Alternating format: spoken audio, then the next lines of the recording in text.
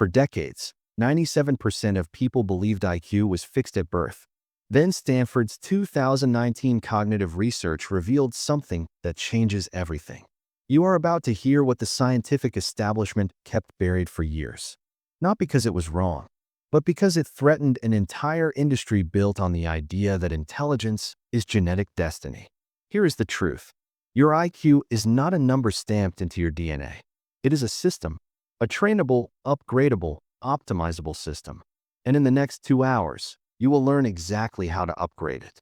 But first, you need to understand why everything you have tried so far has failed.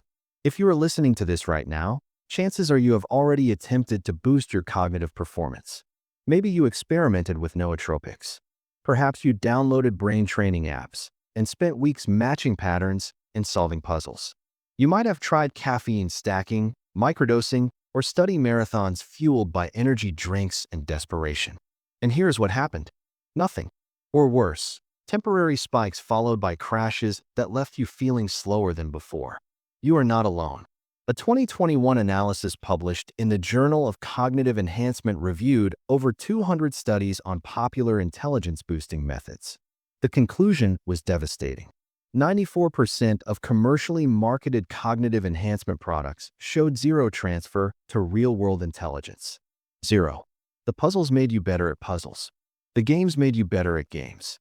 But your actual thinking speed, your working memory, your ability to solve novel problems in high-pressure situations? Unchanged.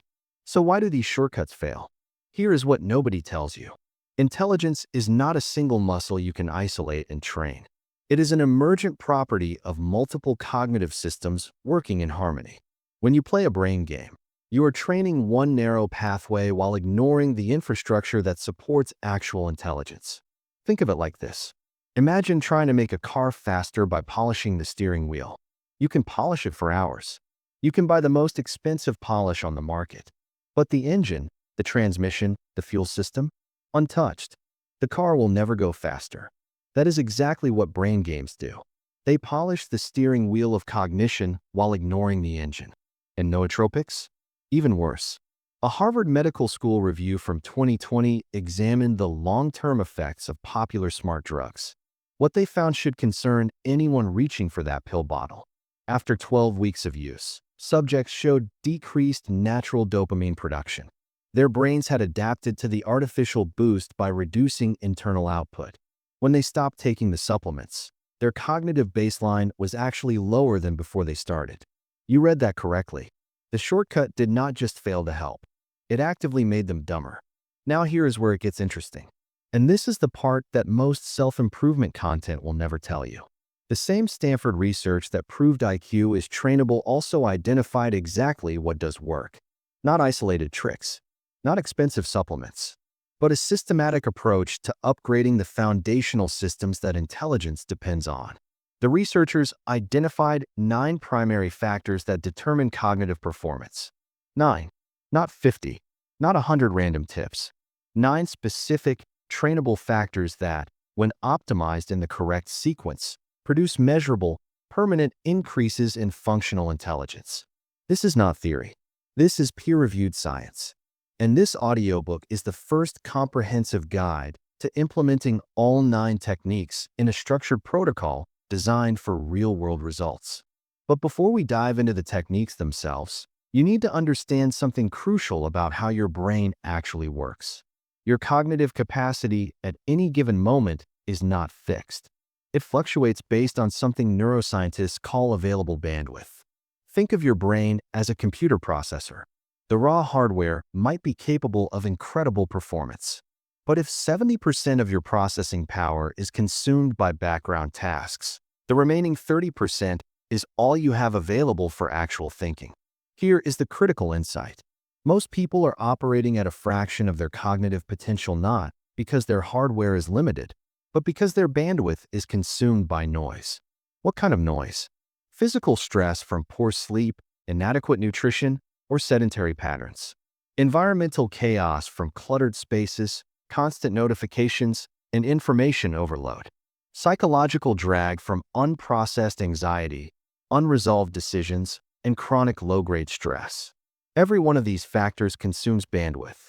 And every percentage point of bandwidth consumed is a percentage point unavailable for intelligence. This is why traditional approaches fail. They try to add capacity while ignoring the bandwidth being wasted. It is like trying to fill a bathtub with the drain wide open. The 9 techniques you will learn in this audiobook work differently. They do not try to add artificial capacity. Instead, they systematically eliminate bandwidth waste and optimize the systems that support natural cognitive function. The result is not a temporary boost. It is a permanent upgrade to your baseline intelligence. Let me show you what this looks like in practice. Consider 2 people. Both have similar raw cognitive potential. Both are preparing for a high-stakes exam. Let us call them average and elite. Average wakes up after 6 hours of fragmented sleep because he stayed up scrolling social media. He grabs coffee and a pastry for breakfast, checks his phone 47 times before noon, and studies in a cluttered room with the television on in the background. He studies for 8 hours, but retains maybe 20% of the material. His brain is running hot, processing noise, fighting distractions. By exam day, he is exhausted, anxious, and performing well below his actual potential. Elite approaches it differently. She protects her sleep architecture, ensuring 7 to 8 hours of quality rest. Her study environment is optimized for single-task focus. She takes strategic breaks that involve movement and nature exposure. She studies for 4 hours, but retains 80% of the material because her brain is running clean, with maximum bandwidth available for encoding and retrieval. Same raw potential, radically different outcomes. The difference is not talent. It is system. And here is what the research confirms. MIT's Cognitive Load Laboratory published findings in 2022 showing that environmental and lifestyle optimization alone, without any additional training, can improve functional IQ scores by up to 15 points. 15 points from simply removing interference. Now imagine combining that with targeted techniques designed to actively upgrade processing speed, memory consolidation, and problem-solving capacity. The compounding effect is where real transformation happens. This is exactly what the 9-step system delivers. But I need to give you a warning before we continue. This is not a passive audiobook. You cannot simply listen and expect results. Each technique requires implementation. Some will feel uncomfortable at first. Some will challenge habits you have built over years. The average person will hear these techniques, nod along, and change nothing. That is why they remain average. The question is not whether these techniques work. The science is clear. The question is whether you will actually do the work. In the chapters ahead, you will learn each technique in the precise sequence designed for maximum effect. Technique 1 builds the foundation that Technique 2 requires. Technique 3 amplifies the benefits of Techniques 1 and 2. By the time you reach Technique 9, you will have a complete cognitive upgrade system that continues improving your intelligence long after you finish listening. Here is what we will cover. You will discover how to optimize your physical foundation to free up mental bandwidth that is currently being wasted on biological stress signals. You will learn the environmental order protocol that reduces cognitive noise and creates conditions for deep focus. You will understand why open-area walking triggers specific neural patterns that expand creative and analytical capacity. You will master stress reduction techniques that unlock cognitive potential currently suppressed by cortisol. You will implement detoxification strategies that support the mental clarity required for peak performance. You will learn the deep reading method that actively rewires intelligence by forcing full word comprehension and synthesis. You will train your brain to think faster under pressure using controlled speed protocols. And finally, you will integrate all 9 techniques into a sustainable system with weekly checkpoints and measurable progress indicators. This is not motivation. This is methodology. By the end of this audiobook, you will have a complete blueprint for cognitive transformation. Not vague advice, not feel-good platitudes. A precise, actionable protocol backed by research from institutions including Stanford, MIT, Harvard, and Cambridge. Your IQ is not fixed. It never was. That was the lie. The truth is that your intelligence is waiting to be upgraded. The techniques exist. The science is proven. The only remaining variable is your decision. Chapter 2 begins with the first technique. It is simpler than you might expect, and it starts working faster than anything you have tried before. Your cognitive upgrade begins now. Chapter 2. Technique 1. The physical foundation. Your brain consumes 20% of your total energy while representing only 2% of your body weight. That single fact explains why physical optimization is the first and most critical technique in the cognitive upgrade system. Most people think of physical health and mental performance as separate categories. Exercise is for the body. Study is for the mind. This separation is not just wrong. It is the primary reason most intelligent people never reach their cognitive potential. Here is what neuroscience has proven beyond doubt. Your brain does not float in isolation. It is a biological organ completely dependent on the systems that supply it with oxygen, glucose, and the raw materials required for neurotransmitter production. When those systems are compromised, your cognitive capacity crashes. Not by a little, by a lot. A 2021 study from the University of California, Los Angeles examined cognitive performance across 3,000 subjects with varying levels of physical optimization. The results were staggering.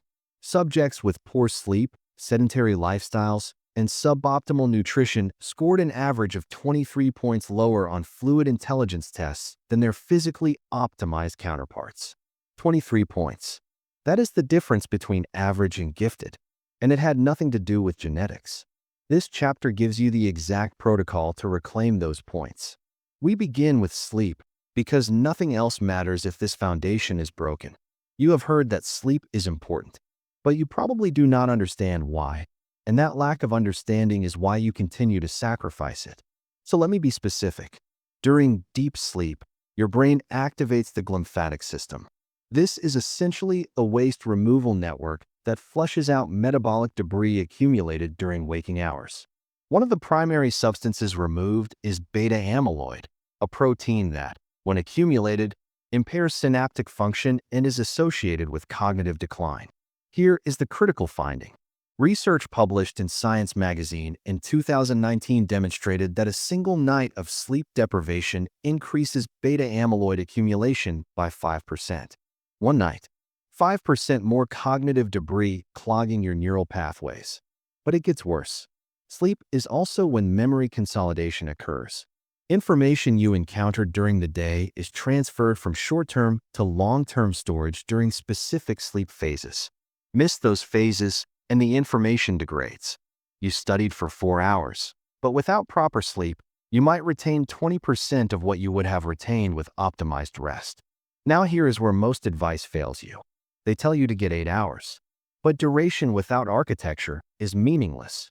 Sleep architecture refers to the cycling through specific stages: light sleep, deep sleep, and REM sleep. Each stage serves different cognitive functions. Deep sleep handles physical restoration and memory consolidation for facts and procedures. REM sleep processes emotional memories and creative connections. The average person who sleeps 8 hours but has poor sleep architecture might only get 90 minutes of deep sleep when they need closer to 2 hours. They wake up feeling unrest despite adequate duration. Their cognitive performance suffers despite following the standard advice. Here is the protocol that fixes this. First, anchor your wake time. Your circadian rhythm is primarily set by when you wake up, not when you go to sleep. Choose a wake time and hold it constant within a 30-minute window, including weekends. Irregular wake times fragment your sleep architecture even when total duration remains constant. Second, engineer your light exposure. Get bright light exposure within 30 minutes of waking. This suppresses melatonin and sets your circadian clock. In the evening, reduce blue light exposure starting 2 hours before bed. This allows natural melatonin rise. The research from Harvard Sleep Laboratory shows this single intervention improves deep sleep duration by an average of 22%. Third, control your temperature.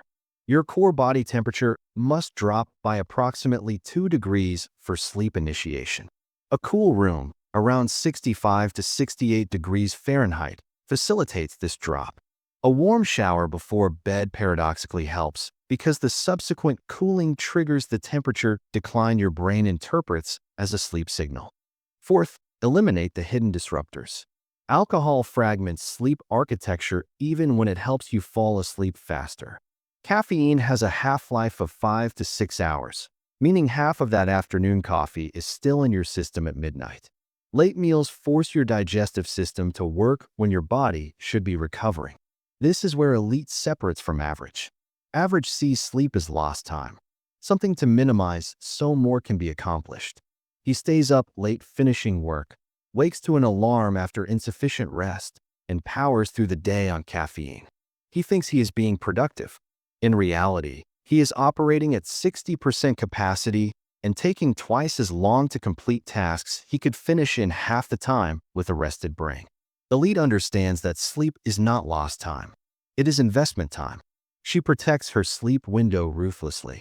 She finishes work earlier knowing that a rested brain will accomplish tomorrow in 3 hours what a tired brain struggles to complete in 6. Her total output is higher despite spending more time asleep. This is not opinion. This is mathematics. Now we move to the second pillar, movement. Exercise does not just benefit your body. It directly upgrades your brain's hardware. The mechanism is a protein called brain-derived neurotrophic factor, or BDNF. Think of BDNF as fertilizer for neurons. It promotes the growth of new brain cells, strengthens existing connections, and enhances synaptic plasticity, which is the brain's ability to form new neural pathways. Here is the finding that should change how you think about exercise forever. A 2022 meta-analysis published in the British Journal of Sports Medicine examined 47 studies on exercise and cognitive function. The conclusion: regular aerobic exercise increases hippocampal volume by an average of 2% per year. The hippocampus is the brain region critical for memory and learning. While sedentary adults experience hippocampal shrinkage of approximately 1% annually after age 40, exercisers are actually growing this critical structure. But the benefits are not limited to long-term structural changes. Acute exercise produces immediate cognitive enhancement. A single bout of moderate aerobic activity improves attention, processing speed, and working memory for up to 2 hours afterward. This is why scheduling exercise before cognitively demanding tasks is a high-leverage strategy. The protocol is simpler than the fitness industry wants you to believe. You do not need 90-minute gym sessions. You do not need expensive equipment or complicated routines. The cognitive benefits plateau at a surprisingly accessible level of activity. The minimum effective dose for cognitive enhancement is 150 minutes per week of moderate aerobic activity. That translates to approximately 22 minutes per day. Walking counts. Swimming counts. Cycling counts. The key is elevating your heart rate to 60 to 70% of maximum for sustained periods. Resistance training provides additional benefits. A 2020 study from the University of Sydney demonstrated that twice-weekly strength training improved executive function scores by 13% over 6 months. The mechanisms include improved insulin sensitivity, reduced inflammation, and enhanced blood flow to prefrontal regions. Here is your practical implementation. 5 days per week, complete 25 to 30 minutes of moderate aerobic activity. Twice per week, add 20 minutes of resistance training. Total time investment, approximately 3 hours weekly. Cognitive return on investment, immeasurable. The third pillar is nutrition, and this is where most people unknowingly sabotage their intelligence daily. Your brain runs primarily on glucose, but the source, timing, and stability of that glucose supply dramatically affects cognitive function. The standard American pattern of refined carbohydrates creates glucose spikes followed by crashes. During the spike, you feel temporarily alert. During the crash, brain fog, irritability, and impaired concentration dominate. This is not a willpower problem. It is a biochemistry problem. Research from Cambridge University's Metabolic Science Laboratories in 2021 found that cognitive performance drops by an average of 14% in the 2 hours following a high glycemic meal. 14%. That post-lunch brain fog you experience is not laziness. It is your brain struggling to function while your glucose regulation system overcompensates for a spike it should never have experienced. The solution is strategic nutrition designed for cognitive stability. Prioritize protein and healthy fats in the first half of your day. These macronutrients provide steady energy without glucose volatility. Save complex carbohydrates for later in the day when their slight sedative effect supports evening wind down. Specific nutrients matter for cognitive function. Omega-3 fatty acids, particularly DHA, are structural components of brain cell membranes. Deficiency is associated with impaired memory and processing speed. Sources include fatty fish, walnuts, and flaxseed. If your diet is low in these foods, supplementation shows measurable benefits. Hydration is criminally underestimated. Your brain is approximately 75% water. Even mild dehydration of 1 to 2% impairs attention, working memory, and reaction time. Most people are chronically mildly dehydrated. The fix is simple. Consume half your body weight in ounces of water daily as a baseline. Now let me show you how these three pillars compound. Consider what happens when you implement all three simultaneously. Optimized sleep increases deep sleep phases, improving memory consolidation by up to 40%. Morning exercise elevates BDNF and primes the brain for learning. Stable nutrition maintains glucose levels, eliminating the afternoon cognitive crash. Each pillar amplifies the others. Exercise improves sleep quality. Better sleep improves exercise recovery. Stable nutrition supports both sleep architecture and exercise performance. The system becomes self-reinforcing. This is the difference between isolated tips and integrated systems. A tip is exercise more. A system is exercise in the morning to enhance BDNF before learning, which also improves sleep onset that night, which enhances memory consolidation, which makes tomorrow's learning more effective. The average approach is to try one thing, see modest results, and give up. The elite approach is to implement the complete physical foundation and let the compounding begin. Here is your action protocol for this technique. This week, focus on sleep architecture. Anchor your wake time. Implement the light exposure protocol. Optimize your sleep environment for temperature. Track your subjective energy levels each morning. Next week, add the movement protocol. 25 minutes of moderate aerobic activity, 5 days per week. Schedule it in the morning if possible to capture the acute cognitive benefits during your productive hours. The following week, restructure your nutrition timing and composition. Front-load protein and fats. Stabilize your glucose curve. Increase hydration to target levels. By the end of 3 weeks, your physical foundation will be optimized. And here is what you will notice. Tasks that previously felt difficult will feel easier. Not because the tasks changed, but because you now have 20 to 30% more cognitive bandwidth available for actual thinking instead of compensating for biological stress. This is technique 1, the foundation everything else builds upon. But physical optimization alone only takes you so far. In the next chapter, you will learn technique 2, environmental order. Because even a perfectly fueled brain cannot perform in chaos. And what counts as chaos might surprise you. The environment you think is normal might be costing you 15 IQ points every single day. Chapter 3, Technique 2, Environmental Order. Every object in your visual field costs you cognitive resources. That is not metaphor. That is neuroscience. And it explains why your environment might be silently draining 15 IQ points from your daily performance. Princeton University's Neuroscience Institute published a landmark study in 2011 that changed how researchers understand the relationship between environment and cognition. Using functional MRI imaging, they demonstrated that visual clutter competes for neural representation in the brain. When multiple stimuli occupy your visual field simultaneously, they fight for processing resources. The result is reduced performance on cognitive tasks, impaired focus, and increased mental fatigue. But here is what makes this finding critical for your intelligence upgrade. The effect is automatic and unconscious. You do not feel the drain happening. You simply operate at diminished capacity without understanding why. This chapter teaches you how to reclaim that lost capacity through systematic environmental optimization. Let us start with the physical environment, because the research here is undeniable. A 2015 study from UCLA Center on Everyday Lives and Families examined cortisol levels and cognitive performance in relation to home environments. Participants who described their living spaces as cluttered or full of unfinished projects had elevated cortisol throughout the day. This was not subjective stress reporting. This was measured hormone levels in saliva samples. Elevated cortisol impairs the prefrontal cortex, the brain region responsible for executive function, working memory, and complex reasoning.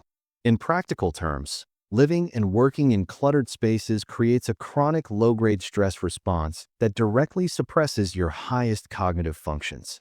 The participants in cluttered environments also showed flatter cortisol curves, meaning their hormone levels did not drop appropriately in the evening. This disrupted sleep architecture, creating a compounding effect. The clutter damaged daytime cognition and nighttime recovery simultaneously. Now consider the average knowledge worker's desk. Multiple stacks of paper, old coffee cups, sticky notes layered on sticky notes, a phone face-up displaying notifications, cables tangled beneath the monitor, random objects accumulated over months without conscious placement. Every single item is competing for neural attention. Every single item adds to the cognitive tax being extracted from your performance. Here is where it gets interesting.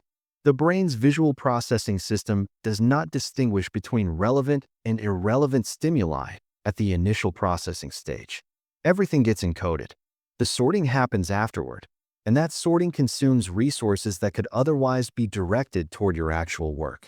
This is the first major separation point between average and elite performers. Average tolerates environmental chaos because cleaning feels like procrastination. He tells himself the mess does not bother him. He has adapted to it. What he does not realize is that adaptation does not mean elimination.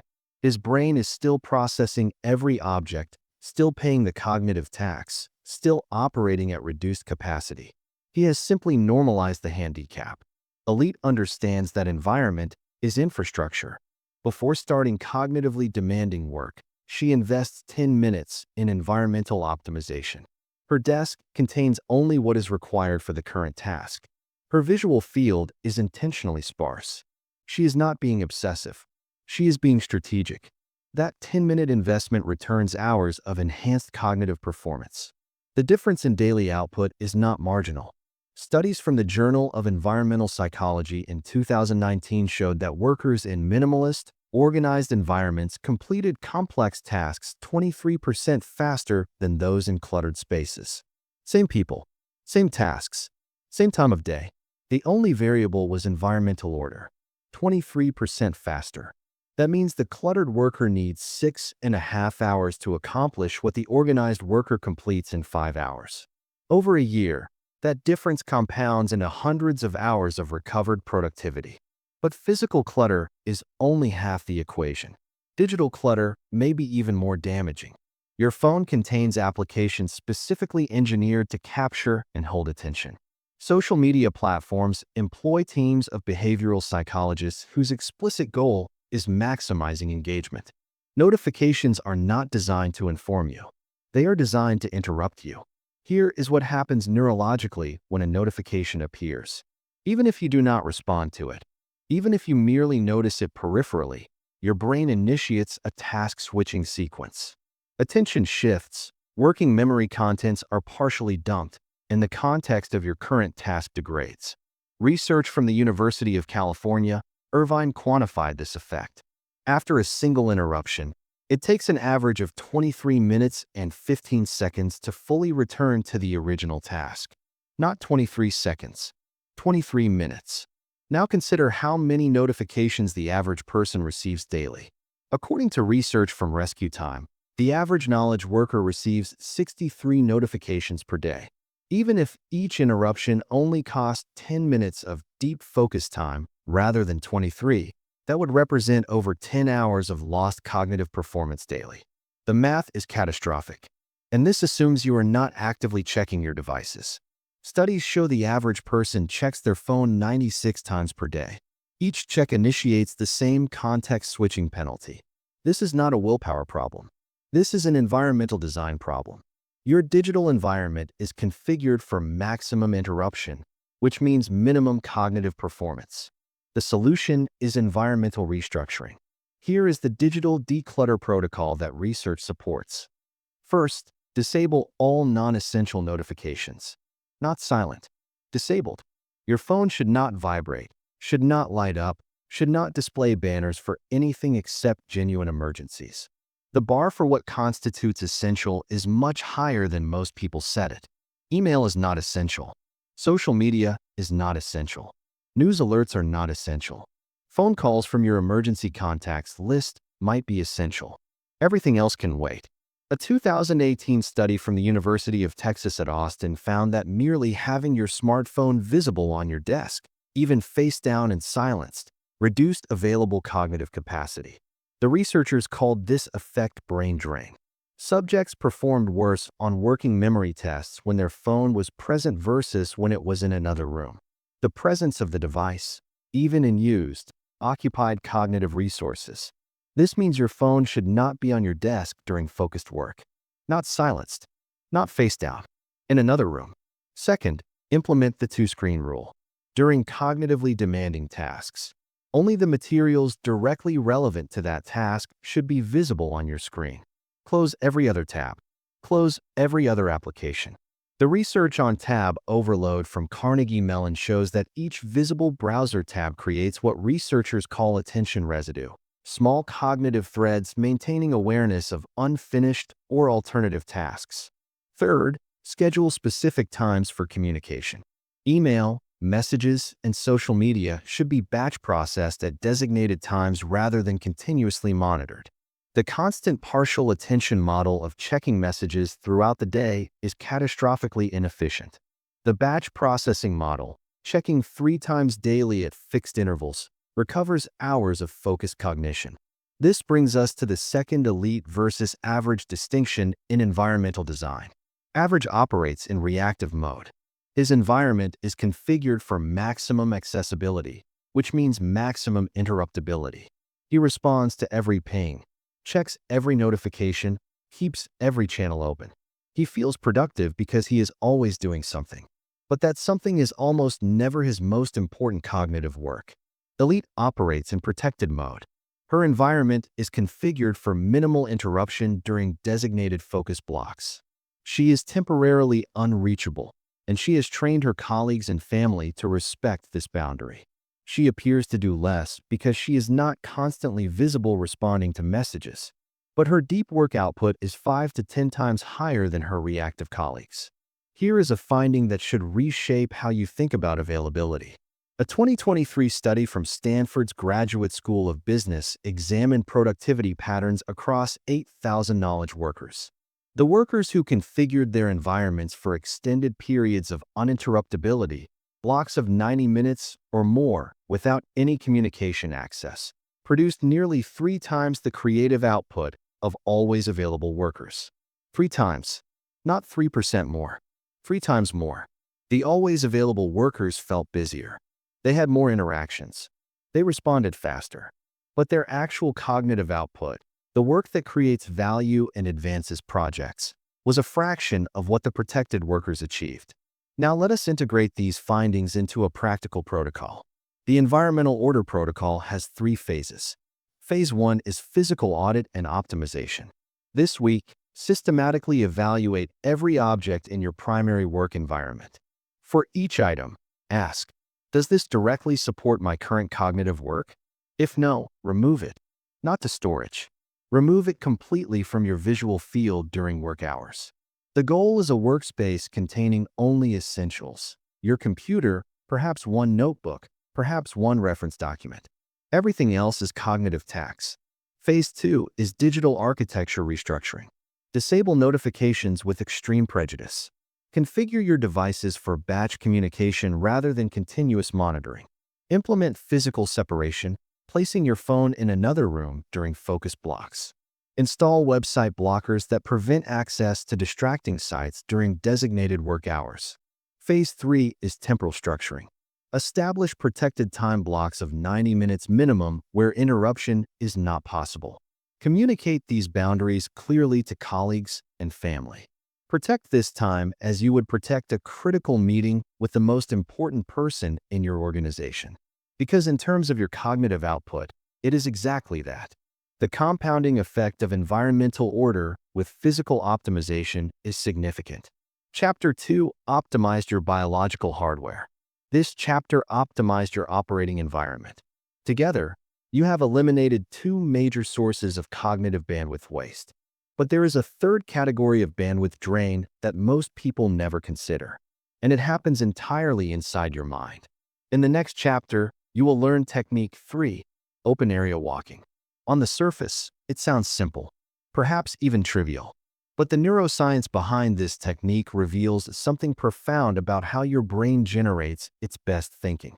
The most important ideas you will ever have will not occur at your desk, and there is a specific reason why. Chapter 4, Technique 3, Open Area Walking. In 2014, Stanford researchers discovered something that overturned a century of assumptions about where great thinking happens. Walking increased creative output by an average of 60%. Not 6%, 60%. And the location where you walk matters even more than the walking itself. This chapter reveals why open area walking is the third technique in your cognitive upgrade system, and why ignoring it means leaving a massive portion of your intellectual potential untapped. But first, you need to understand something counterintuitive about how your brain actually solves problems.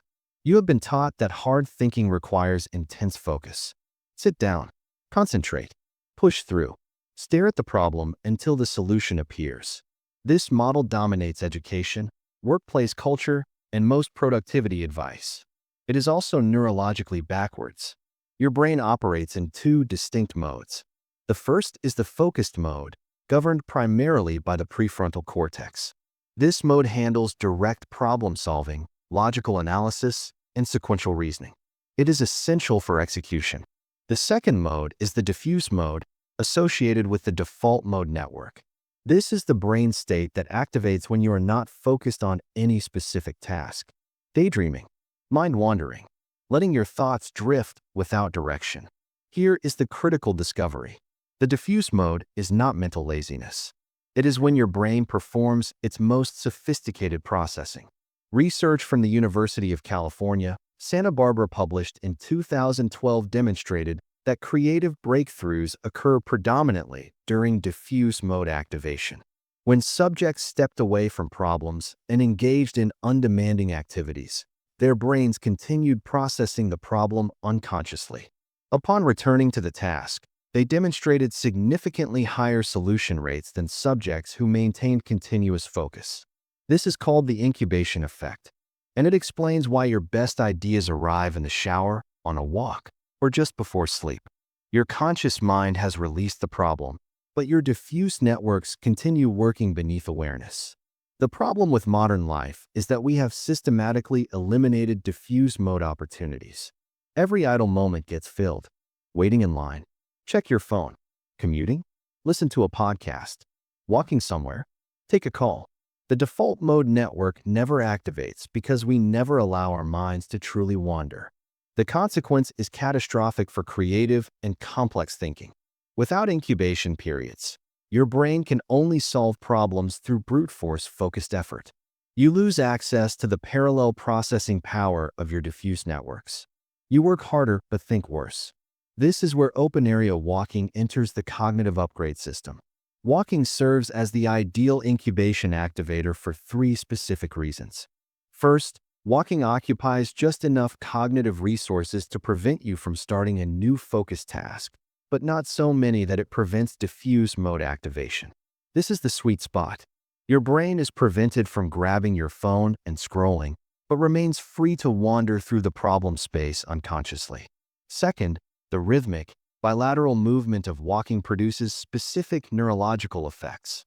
Research from the New Mexico Highlands University in 2017 found that the physical impact of each footstep sends pressure waves through the arteries that increase blood flow to the brain. More blood flow means more oxygen and glucose delivery to neural tissue. Walking literally feeds your brain while it thinks. Third, walking changes your sensory environment. providing fresh input that stimulates novel associations. When you sit at the same desk staring at the same screen, your brain receives monotonous input. Walking introduces variation, new visual patterns, different sounds, changing spatial relationships. This sensory diversity provides raw material for creative recombination. But here is where the Stanford research revealed something unexpected. The creative benefits of walking were significantly amplified when walking occurred in open areas rather than indoor environments. Subjects who walked on treadmills facing blank walls showed creativity increases of approximately 40%. Subjects who walked outdoors in open environments with natural features showed increases exceeding 80%. The difference is explained by a concept called attention restoration theory, developed by environmental psychologists Rachel and Stephen Kaplan in the 1980s and validated by decades of subsequent research. The theory identifies two types of attention. Directed attention is voluntary, effortful focus. This is what you use for work tasks, studying, and problem solving. It fatigues. You have a limited daily supply, and when it depletes, cognitive performance crashes. Involuntary attention is automatic, effortless engagement with stimuli that are inherently interesting. Natural environments capture involuntary attention through what the Kaplans called soft fascination. The movement of leaves, the pattern of clouds, the variation in terrain. These stimuli engage attention without depleting it. When you walk in natural, open environments, your directed attention system gets to rest while involuntary attention remains gently engaged. The result is attention restoration, a replenishment of the cognitive resource most depleted by modern knowledge work. A 2019 study from the University of Michigan quantified this effect. Subjects who took 50-minute walks in natural settings showed a 20% improvement in working memory and attention span compared to subjects who walked in urban environments. The nature walkers were not just more creative. Their core cognitive capacities were measurably enhanced. Now here is where average and elite diverge radically. Average treats walking as transportation or exercise, something to get through efficiently. He walks on treadmills while watching television. He takes outdoor walks while listening to podcasts and responding to voice messages. He optimizes walking for multitasking, eliminating every moment of unoccupied thought. In doing so, he destroys the cognitive benefit entirely. His walks provide physical movement, but zero mental restoration or incubation. Elite treats walking as a cognitive tool. She schedules walks specifically for incubation of difficult problems. Before walking, she briefly reviews the problem or question she wants her diffuse networks to process. Then she walks without any audio input, allowing her mind to wander freely. She walks in parks, nature trails, or at minimum in areas with trees and open sky. She protects the walk from interruption as she would protect any important cognitive work. The output difference is not subtle. Elite consistently generates novel solutions and creative insights. Average grinds through problems with brute force focus, never accessing the parallel processing power that incubation provides. Charles Darwin understood this intuitively. He designed a walking path at his home called the Sandwalk and circled it daily while contemplating the problems that led to his theory of evolution. Beethoven, Nietzsche, and Aristotle were famous walkers. Steve Jobs conducted many of his most important meetings as walks. These were not coincidences. These were cognitive strategies. There is another dimension to open-area walking that most people miss entirely. The visual perception of open space changes brain activity patterns in measurable ways. Research from the University of Exeter in 2020 used EEG monitoring to examine brain activity when subjects viewed constrained indoor environments versus expansive outdoor scenes. Open environments triggered increased alpha wave activity in frontal regions, a pattern associated with relaxed alertness and creative thinking. Constrained environments triggered increased beta wave activity, associated with anxiety and focused concentration. In simple terms, your brain responds to open space by shifting into a more creative processing mode. It responds to constrained space by narrowing into a more analytical but less flexible mode. This explains something you may have experienced intuitively. Have you noticed that you feel mentally different in a small, cluttered room versus standing on a hilltop looking at the horizon? That feeling is not merely aesthetic preference. It is neurological mode switching. For cognitive upgrade purposes, this means the where of your walking matters enormously. A walk through cramped city streets while navigating traffic and crowds does not produce the same effect as a walk through a park with open sight lines and natural features. Here is your open area walking protocol. Implementation begins with scheduling. Block minimum 3 walks per week, each lasting minimum 30 minutes. These are not exercise walks, though physical benefits will accrue. These are cognitive incubation sessions. Location selection is critical. Prioritize environments with natural features, specifically trees, grass, water, or sky visibility. If you live in a dense urban environment, identify the nearest parks or green spaces. Even small urban parks provide meaningful attention restoration compared to pure built environments. A 2018 study from King's College London found that urban residents who spent even 20 minutes in green spaces showed reduced cortisol levels and improved mood states. You do not need wilderness. You need nature exposure sufficient to engage involuntary attention and trigger restoration. Pre-walk priming enhances the incubation effect. Before beginning your walk, spend 2 to 3 minutes reviewing a problem, question, or project you want your diffuse networks to process. Do not try to solve it. Simply load it into working memory. Then release it and begin walking. Your unconscious processing will continue without conscious direction. Protect the walk from input. No music, no podcasts, no phone calls, no audiobooks. This is non-negotiable. Any focused auditory input prevents diffuse mode activation and eliminates the incubation benefit. If you cannot walk without audio input, that itself is a sign of how depleted your attention restoration capacity has become. If silence feels uncomfortable at first, that discomfort will fade within 2 weeks of practice. Your brain has been conditioned to expect constant stimulation. Reconditioning requires temporary discomfort. Post-walk capture is essential. Keep a small notebook or use a voice memo immediately after walking. Creative insights that emerge during or after walks are fragile. They dissolve quickly if not captured. Do not trust yourself to remember. Record immediately. The compounding effect of open-area walking with the previous 2 techniques is substantial. Physical optimization from Chapter 2 provides the biological foundation for brain function. Environmental order from Chapter 3 removes external bandwidth drains. Open-area walking now provides active cognitive restoration and incubation capacity. You are rebuilding the mental operating conditions that modern life has systematically destroyed. Each technique removes a barrier to your native intelligence. Together, they begin revealing what your brain is actually capable of when not handicapped by physical depletion, environmental chaos, and attention exhaustion. But we have not yet addressed the single largest cognitive drain most people carry. It operates beneath conscious awareness. It consumes massive bandwidth. And it explains why high-potential individuals chronically underperform. In the next chapter, you will learn technique 4, stress reduction. Not relaxation techniques. Not meditation apps. A systematic protocol for eliminating the chronic stress response that is currently suppressing your cognitive potential. What you are about to learn might be the most important chapter in this entire audiobook. Because stress is not just making you feel bad.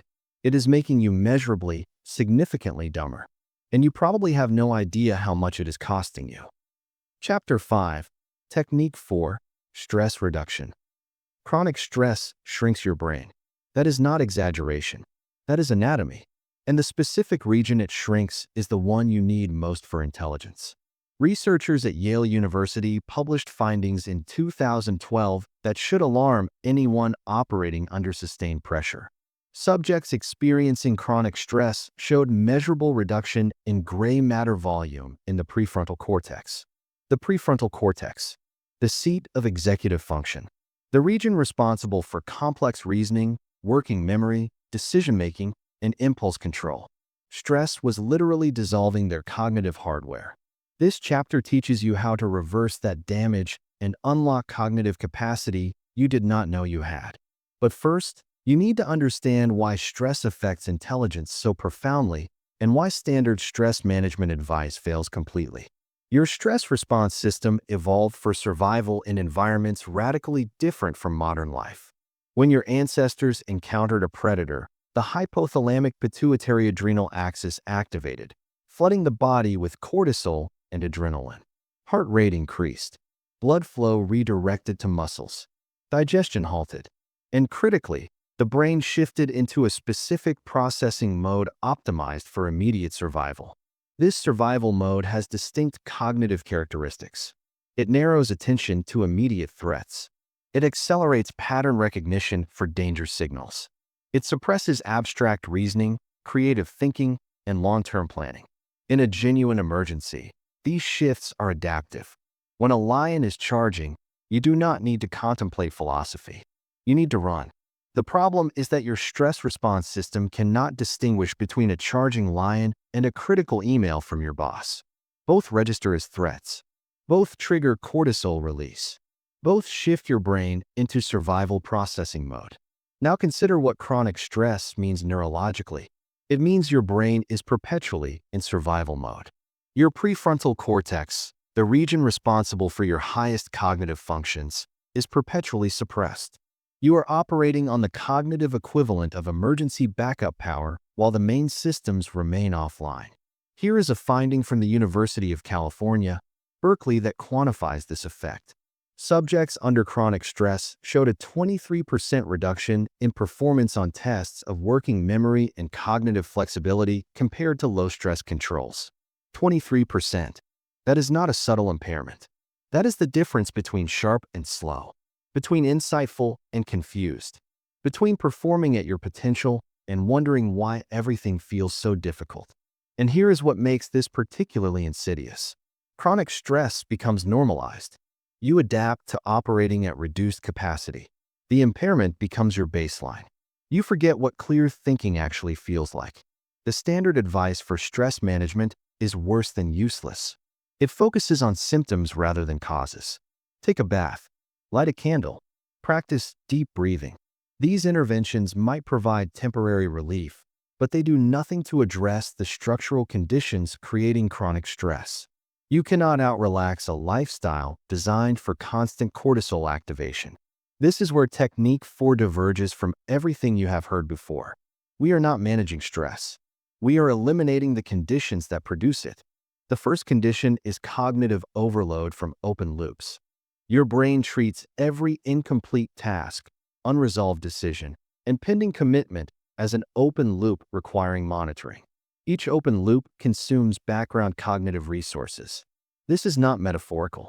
Research from Florida State University in 2011 demonstrated that unfulfilled goals cause intrusive thoughts that degrade performance on subsequent tasks.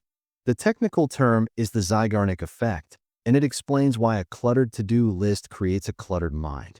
Most people carry dozens or hundreds of open loops simultaneously. Projects without next actions defined. Emails requiring responses that have been postponed. Commitments made and half forgotten. Decisions delayed rather than made. Each one occupies bandwidth. Each one triggers low-grade stress from the unconscious awareness that something remains undone. Here is the critical insight. Your brain cannot distinguish between loops that matter and loops that do not.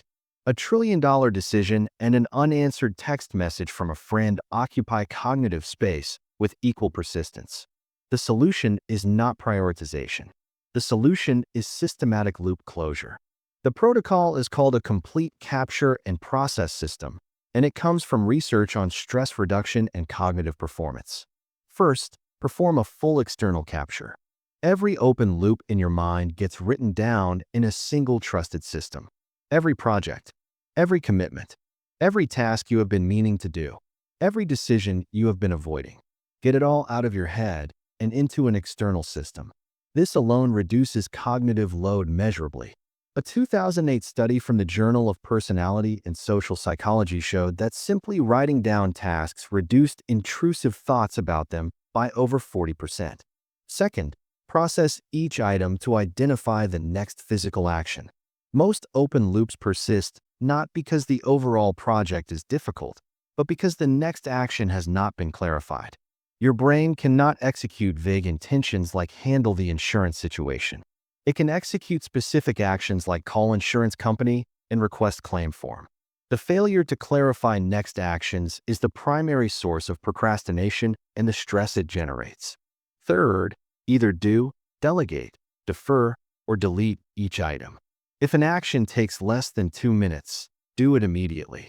If someone else should handle it, delegate it. If it requires future attention, defer it to a specific date. If it no longer matters, delete it. The goal is 0 items in undefined status. This system eliminates the cognitive overhead of loop monitoring. Your brain stops wasting resources tracking incomplete items because your external system handles that function. The bandwidth previously consumed by background worry becomes available for actual thinking. Now here is where average and elite diverge on stress management. Average accumulates open loops indefinitely. His inbox contains 3,000 messages, many requiring action. His task list is a graveyard of abandoned intentions. He carries a perpetual sense of overwhelm, but never stops to process and organize his commitments. He manages the anxiety through distraction and stimulants rather than addressing the structural cause. His baseline stress remains elevated, his prefrontal cortex remains suppressed, and he wonders why he cannot think clearly. Elite maintains a 0 inbox, fully processed system, not because she is obsessive, but because she understands the cognitive cost of open loops. She processes inputs daily, clarifies next actions immediately, and maintains a trusted system that allows her brain to release monitoring responsibility.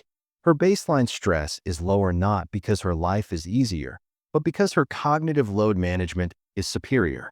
The second condition creating chronic stress is decision fatigue. Every decision you make depletes a finite resource. Willpower, self-control, and decision-making share a common energy pool. Research from the National Academy of Sciences in 2011 examined judicial decisions across thousands of parole hearings. Judges were significantly more likely to grant parole at the beginning of the day and immediately after breaks. By late afternoon, after hundreds of decisions, approval rates collapsed. The judges were not becoming harsher. They were experiencing decision fatigue and defaulting to the cognitively easier option of denial.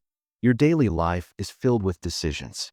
What to wear, what to eat, how to respond to messages, which tasks to prioritize, when to take breaks. Each decision extracts a toll. By afternoon, your decision-making capacity is depleted, and your brain responds to this depletion with stress signals. The solution is decision elimination through systematization. Examine your daily decisions and identify which can be eliminated through standardization. Successful executives from Steve Jobs to Mark Zuckerberg famously wore the same outfit daily. This was not eccentricity. This was strategic elimination of a daily decision. The cognitive resources saved by not choosing clothes became available for decisions that actually mattered. Apply this principle broadly. Standardize your morning routine so it requires no decisions. Meal prep to eliminate daily food choices. Create templates and standard operating procedures for recurring work tasks. Batch similar decisions together rather than making them individually throughout the day. Each eliminated decision reduces your daily cognitive load.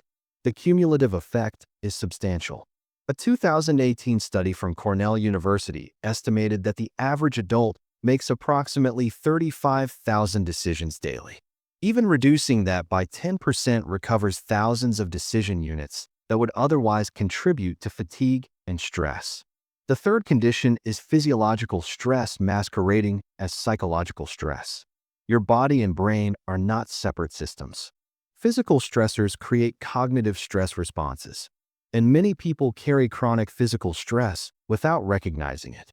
Sleep deprivation, which we addressed in Chapter 2, is a primary physiological stressor, but there are others. Blood sugar volatility from poor nutrition creates stress hormones. Dehydration triggers stress responses. Caffeine, while temporarily enhancing alertness, stimulates cortisol production and can create chronic elevation when overused.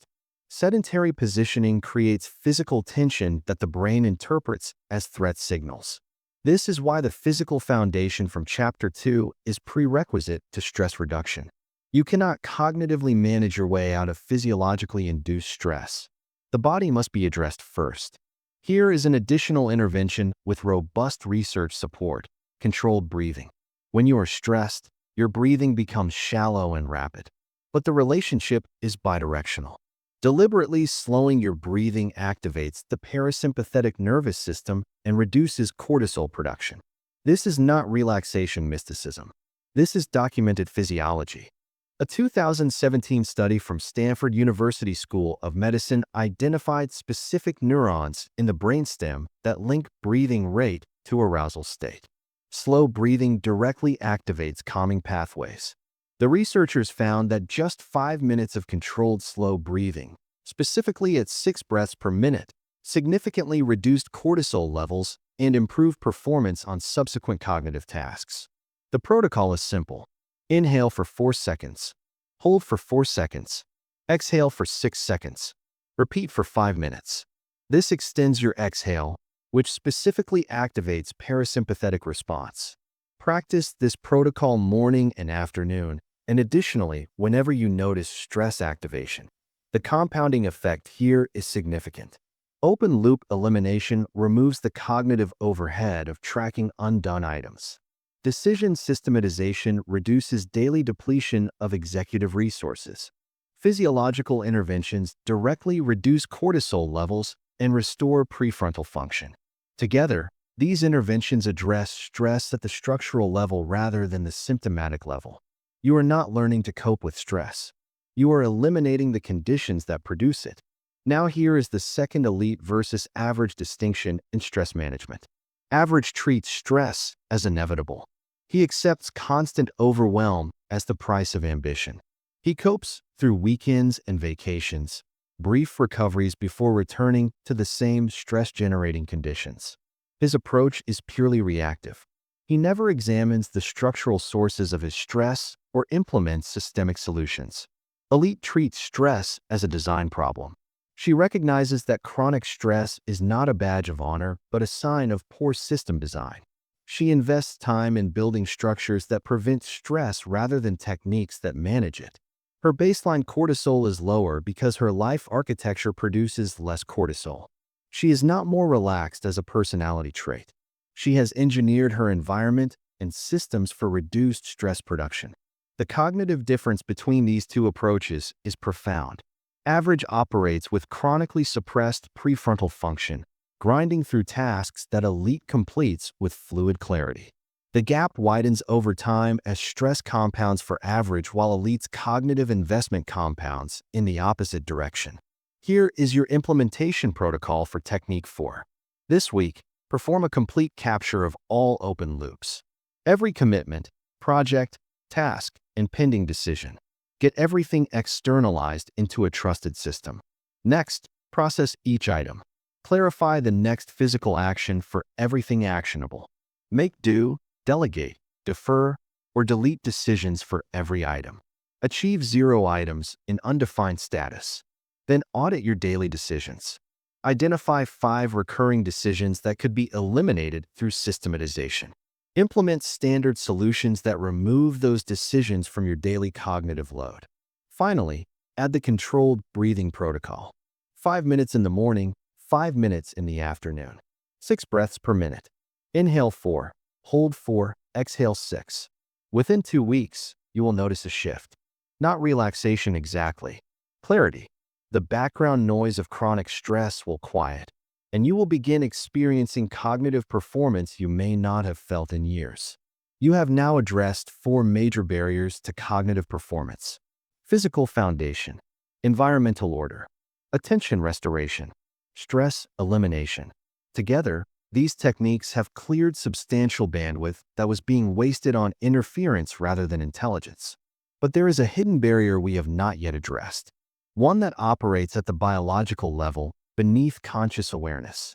It accumulates gradually and silently degrades cognitive function over time.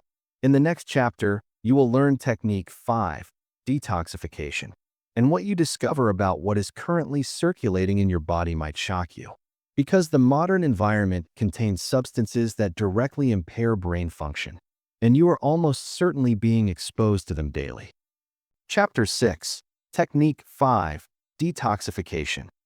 Right now, as you listen to this, there are over 200 synthetic chemicals circulating in your bloodstream that did not exist 100 years ago.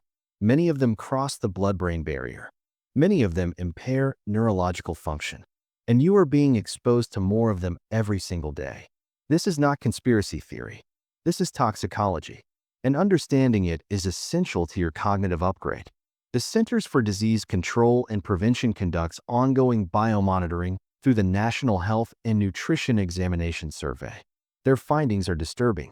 The average American carries detectable levels of over 200 environmental chemicals in their body. These include heavy metals, pesticide residues, plasticizers, flame retardants, and industrial compounds. Many have documented neurotoxic effects at levels commonly found in the general population. This chapter teaches you how to reduce your toxic load and support the biological detoxification systems that protect your brain. But first, you need to understand why this matters for intelligence specifically. Your brain is uniquely vulnerable to toxic exposure for 3 reasons. First, it has extraordinarily high metabolic demands. Representing only 2% of body weight, but consuming 20% of energy, your brain requires massive blood flow. More blood flow means more exposure to whatever is circulating in your bloodstream. Second, the brain has high fat content. Approximately 60% of your brain's dry weight is fat. Many environmental toxins are lipophilic, meaning they accumulate in fatty tissue. Your brain is essentially a magnet for fat-soluble toxins. Third, some toxins cross the blood-brain barrier, a protective membrane that normally shields brain tissue from harmful substances. Heavy metals like lead, mercury, and aluminum have documented ability to breach this barrier and accumulate in neural tissue directly. The cognitive effects of toxic accumulation are well documented. Lead exposure, even at levels previously considered safe, impairs executive function, working memory, and processing speed. A 2018 study from Duke University examined adults who had childhood lead exposure decades earlier. The cognitive impairments persisted into middle age. The lead was gone, but the damage remained. Mercury, commonly encountered through certain fish consumption and dental amalgams, disrupts neurotransmitter function and impairs memory consolidation. Research from the University of South Florida published in 2020 found that individuals with higher mercury levels performed significantly worse on cognitive assessments than those with lower levels, even when both groups fell within ranges considered clinically normal. Pesticide exposure affects acetylcholine function, the neurotransmitter critical for learning and memory. A 2019 meta-analysis in Environmental Health Perspectives reviewed 42 studies and concluded that chronic low-level pesticide exposure is associated with measurable cognitive deficits in attention, memory, and processing speed. These are not obscure industrial exposures. These are chemicals encountered through ordinary activities. Eating conventionally grown produce, drinking unfiltered water, using standard household products, living in buildings with standard construction materials. The cumulative effect is what researchers call body burden, the total toxic load your system is carrying at any given time. Higher body burden means more biological resources diverted to detoxification rather than cognitive function. It means chronic low-grade inflammation affecting neural tissue. It means neurotransmitter disruption at the molecular level. Here is where the first separation between average and elite appears. Average is completely unaware of toxic exposure. He eats whatever is convenient without considering sourcing. He drinks tap water without filtration. His home contains standard furniture, carpets, and cleaning products off-gassing synthetic compounds continuously. He never connects his brain fog, fatigue, or cognitive inconsistency to environmental factors. He assumes these are just normal features of modern life or personal failings in discipline. Elite recognizes that environment is biology. She understands that what enters her body through food, water, air, and skin affects brain function directly. She makes strategic choices to minimize exposure and support detoxification. Not from paranoia, but from the same rational optimization she applies to sleep, exercise, and nutrition. Now let us address practical detoxification strategies. These fall into two categories: reducing incoming toxic load and supporting outgoing elimination.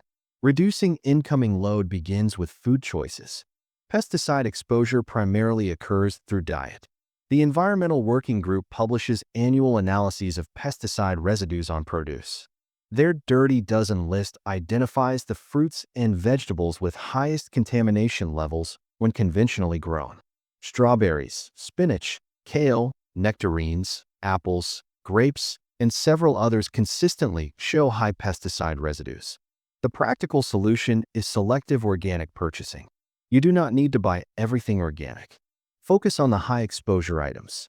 A 2019 study from RMIT University in Australia found that switching to organic produce for just 1 week reduced urinary pesticide metabolites by nearly 90%. The body clears these compounds quickly when exposure stops. Heavy metal exposure often comes from fish consumption. Large predatory fish like tuna, swordfish, and shark accumulate mercury through the food chain. The solution is not eliminating fish, which provides valuable omega-3 fatty acids, but selecting low-mercury options. Sardines, anchovies, wild salmon, and herring provide the cognitive benefits of fish consumption without significant mercury accumulation. Water quality matters more than most people realize. Municipal water supplies legally contain trace amounts of numerous contaminants. Chlorine, fluoride, pharmaceutical residues, and heavy metals are commonly detected. A quality water filter, specifically one using activated carbon combined with reverse osmosis or distillation for heavy metals, removes the majority of these compounds. Research from Harvard's T.H. Chan School of Public Health in 2020 found that households using point-of-use water filters had significantly lower blood lead levels than those drinking unfiltered tap water. The intervention is simple and the cognitive protection substantial. Air quality is the exposure route most people ignore entirely. Indoor air is typically 2 to 5 times more polluted than outdoor air according to EPA assessments. The sources include furniture off-gassing formaldehyde, carpets releasing volatile organic compounds, cleaning products emitting synthetic fragrances, and building materials slowly releasing industrial chemicals. The primary intervention is ventilation. Simply opening windows for 15 minutes daily dramatically reduces indoor air pollutant concentrations. Air purifiers with HEPA filters and activated carbon provide additional protection, particularly in sleeping areas where you spend concentrated time. Household products represent another significant exposure route. Standard cleaning products, personal care items, and cosmetics contain numerous synthetic compounds absorbed through skin or inhaled as vapors. Phthalates, parabens, synthetic fragrances, and numerous other compounds with documented endocrine-disrupting and neurotoxic effects are common ingredients. The Environmental Working Group maintains databases rating the safety of personal care products and cleaning supplies. Transitioning to cleaner alternatives for items used daily, specifically lotions, shampoos, deodorants, and household cleaners, meaningfully reduces total body burden. Now let us address supporting detoxification pathways. Your body has sophisticated detoxification systems, primarily centered in the liver. These systems convert fat-soluble toxins into water-soluble compounds that can be eliminated through urine, feces, and sweat. Supporting these pathways accelerates the clearance of accumulated toxins. The liver's detoxification processes require specific nutrients as cofactors. B vitamins, magnesium, zinc, selenium, and amino acids like glycine and glutamine are essential for Phase 1 and Phase 2 liver detoxification. Deficiency in any of these nutrients impairs toxin processing and increases body burden. A nutrient-dense diet providing these cofactors is the foundation. Cruciferous vegetables like broccoli, cauliflower, Brussels sprouts, and cabbage contain compounds that specifically upregulate liver detoxification enzymes. A 2011 study from Johns Hopkins University found that sulforaphane, concentrated in broccoli sprouts, increased detoxification enzyme activity by over 200%. Fiber is critical for toxin elimination.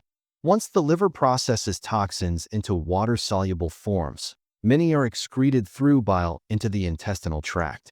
Adequate fiber binds these compounds and carries them out of the body. Without sufficient fiber, toxins can be reabsorbed through enterohepatic circulation, essentially recycling back into your system. Most Americans consume approximately 15 grams of fiber daily. Research suggests optimal detoxification requires 35 to 50 grams. Vegetables, legumes, and seeds are concentrated sources. Sweating is an underappreciated detoxification pathway. Certain compounds, particularly heavy metals and fat-soluble toxins, are excreted through sweat. A 2012 systematic review published in the Journal of Environmental and Public Health examined evidence for sweating as detoxification and found that arsenic, cadmium, lead, and mercury are all detected in sweat, sometimes at higher concentrations than in blood or urine. Regular exercise inducing sweating provides this benefit. Sauna use amplifies it. A 2018 study from Finland, where sauna use is culturally ubiquitous, found that regular sauna users had lower blood levels of several environmental toxins compared to non-users. Hydration supports all elimination pathways. The kidneys require adequate water to flush water-soluble toxins. Constipation from dehydration slows intestinal elimination. Even sweat-based elimination is impaired when hydration is inadequate. The water intake recommendation from Chapter 2 applies directly here. Now here is the second elite versus average distinction. Average views detoxification as unnecessary or extreme. He considers concern about environmental toxins as paranoia promoted by health food marketers. He changes nothing about his exposures, trusts regulatory agencies to protect him completely, and attributes any cognitive symptoms to other causes. His body burden accumulates year after year, while he remains unaware of the connection to his declining mental clarity. Elite views detoxification as rational risk management. She does not live in fear of toxins, but she makes informed choices that minimize unnecessary exposure. She filters her water because the cost is trivial and the benefit is documented. She selects organic produce for high-exposure items because the price difference is modest and the pesticide reduction is dramatic. She chooses cleaner household products because alternatives exist at similar price points. This is not obsessive health behavior.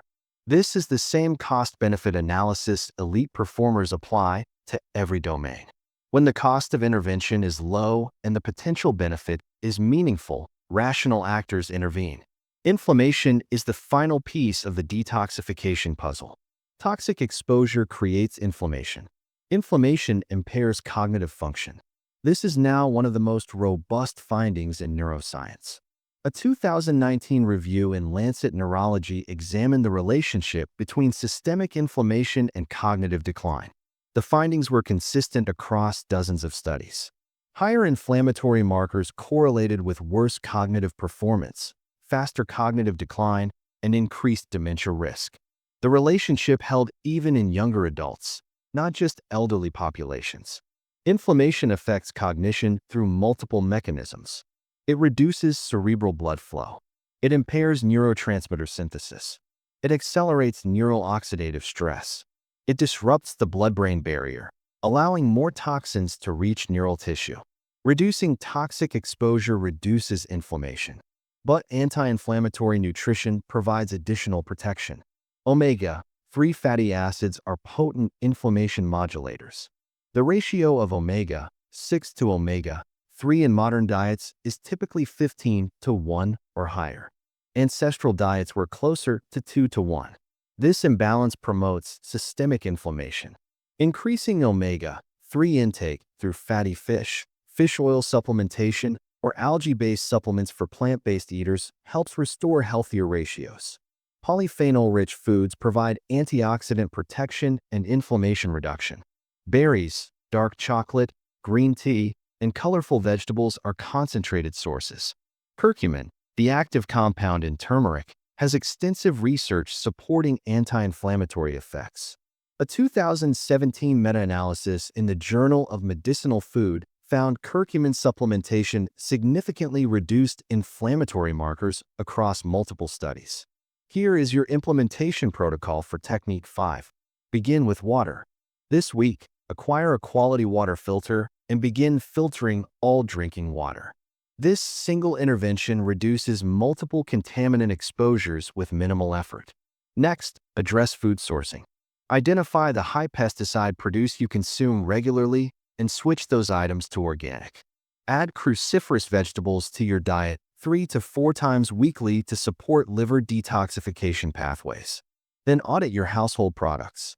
Replace the items you use daily, particularly those applied to skin, with cleaner alternatives. The Environmental Working Group databases make this simple. Finally, add inflammation-reducing nutritional strategies. Increase omega-3 intake through fish or supplementation. Add polyphenol-rich foods to daily consumption. These changes require initial effort, but become automatic once implemented. The cognitive return, reduced brain fog, improved clarity, better sustained focus, typically becomes noticeable within 3 to 4 weeks as body burden decreases and inflammation subsides. An important note before we continue. This chapter has presented detoxification strategies supported by research. However, individual health situations vary. If you have specific health conditions, are pregnant, or are taking medications, consult qualified healthcare providers before implementing significant dietary or supplement changes. This is educational information, not personalized medical advice. You have now addressed 5 of the 9 techniques. Physical foundation, environmental order, open area walking, stress reduction, detoxification. Together, these techniques have removed the barriers suppressing your native cognitive capacity. The next phase of your upgrade is different. Rather than removing interference, we now begin actively enhancing cognitive function. In Chapter 7, you will learn Technique 6, deep reading. Not reading for information, not skimming for key points. A specific reading methodology that actively rewires neural pathways and measurably increases intelligence. What you are about to learn contradicts almost everything modern culture teaches about information consumption, and it may be the single most powerful cognitive enhancement technique that costs absolutely nothing. Chapter 7, Technique 6, deep reading.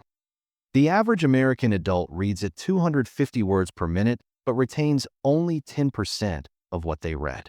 Meanwhile, a specific reading methodology developed from cognitive science research increases retention to over 70% while simultaneously building new neural pathways. The difference is not speed, it is depth. This chapter teaches you Technique 6, deep reading, and it may be the most undervalued cognitive enhancement tool in existence. Here is why this matters. Your brain physically changes based on how you use it. This is neuroplasticity, and it applies to reading more dramatically than almost any other common activity. A landmark 2009 study from Carnegie Mellon University used diffusion tensor imaging to examine the brains of struggling readers before and after an intensive reading intervention. After just 100 hours of deep reading practice, white matter connectivity in language regions had measurably increased. The brain's physical wiring had been upgraded through reading. But here is the critical finding most people miss. The benefits only occurred with a specific type of reading. Passive consumption, the way most people read, produced minimal change. Active, engaged, deep processing produced structural brain enhancement. This distinction explains why some people read hundreds of books and remain intellectually average, while others read fewer books but develop exceptional cognitive capabilities. The difference is not quantity. It is methodology. Let me explain what deep reading actually means at the neurological level. When you read superficially, your brain engages in what researchers call minimum viable processing. It extracts enough meaning to maintain comprehension, but does not fully encode the information. Words flow through awareness like water through a sieve. You understand in the moment, but retention is minimal and cognitive benefit is negligible. When you read deeply, multiple brain regions engage simultaneously. The visual cortex processes the text. The auditory cortex activates as you subvocalize words internally. The frontal regions engage in meaning construction. The hippocampus encodes information into memory. The default mode network connects new concepts to existing knowledge. This full brain engagement is metabolically expensive. It requires more energy and more effort than superficial reading. This is precisely why it builds cognitive capacity. Your brain, like your muscles, grows stronger through demanding use. A 2013 study published in Brain Connectivity examined neural activation patterns during different reading modes. Subjects reading challenging literary fiction showed dramatically more connectivity between brain regions than subjects reading simple or superficial content. The researchers concluded that complex reading essentially gives the brain a comprehensive workout, engaging and strengthening neural networks associated with theory of mind, abstract reasoning, and complex comprehension. Now here is where modern habits have created a cognitive catastrophe. The internet has fundamentally changed how people read. Eye-tracking research from the Nielsen-Norman Group found that online readers typically scan in an F pattern, reading the first line, then scanning down the left side, then jumping to another page. Average time on page is under 60 seconds. Deep engagement is rare. Social media has compressed this further. The average content piece is consumed in under 3 seconds before scrolling continues. The brain is being trained for shallow, rapid, fragmented processing. The neural pathways for sustained attention and deep comprehension are weakening from disuse. This is not speculation. Research from the University of Stavanger in Norway compared reading comprehension between screen and print. Screen readers consistently showed worse comprehension, particularly for complex material. The researchers attributed this to the scrolling interface, which creates a sense of continuous flow that discourages stopping to think. Meanwhile, Stanford research from 2016 found that students' ability to distinguish credible sources from unreliable ones had dramatically declined. The researchers described the results as dismaying and bleak. Students were consuming more information than ever while developing less capacity to evaluate it critically. This is the environment you are operating in.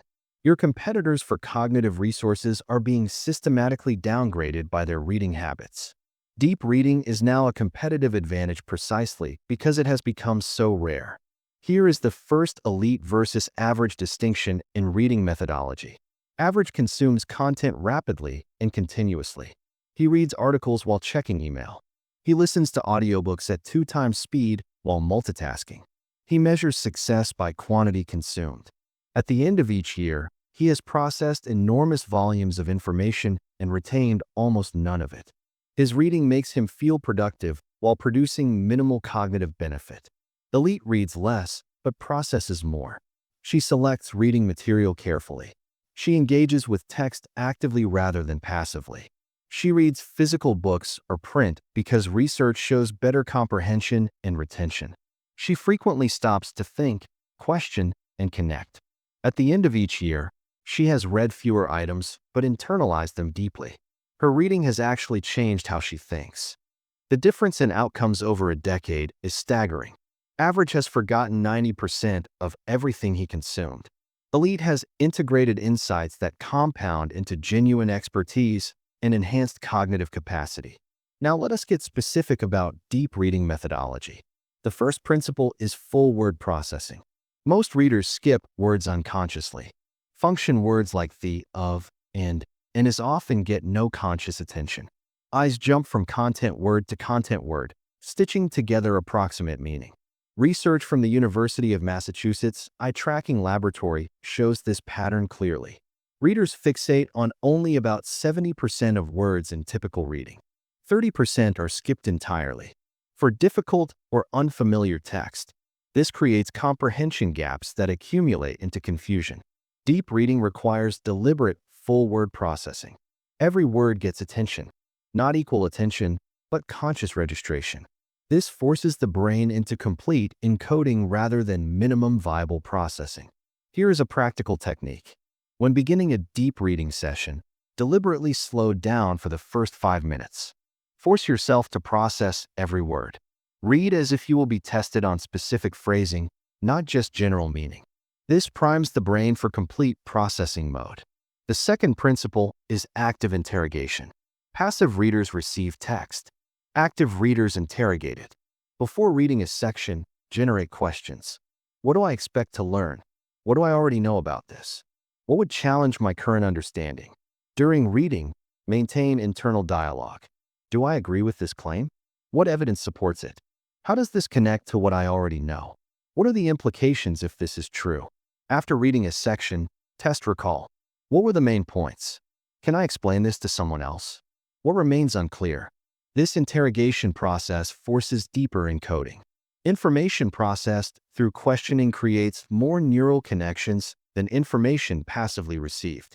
A 2014 study from Washington University found that students who generated questions while reading showed 40% better retention than those who simply read and highlighted. The third principle is single-task immersion. Deep reading cannot happen alongside other activities. Comprehension requires your full cognitive resources. A 2018 study from the University of Connecticut examined reading comprehension while multitasking. Even minor background distractions, having a phone visible or hearing occasional notifications, reduced comprehension by over 20%. More significantly, readers were unaware of their impaired performance. They rated their comprehension as equal to distraction-free conditions despite measurably poorer results. This means your environment during reading matters enormously.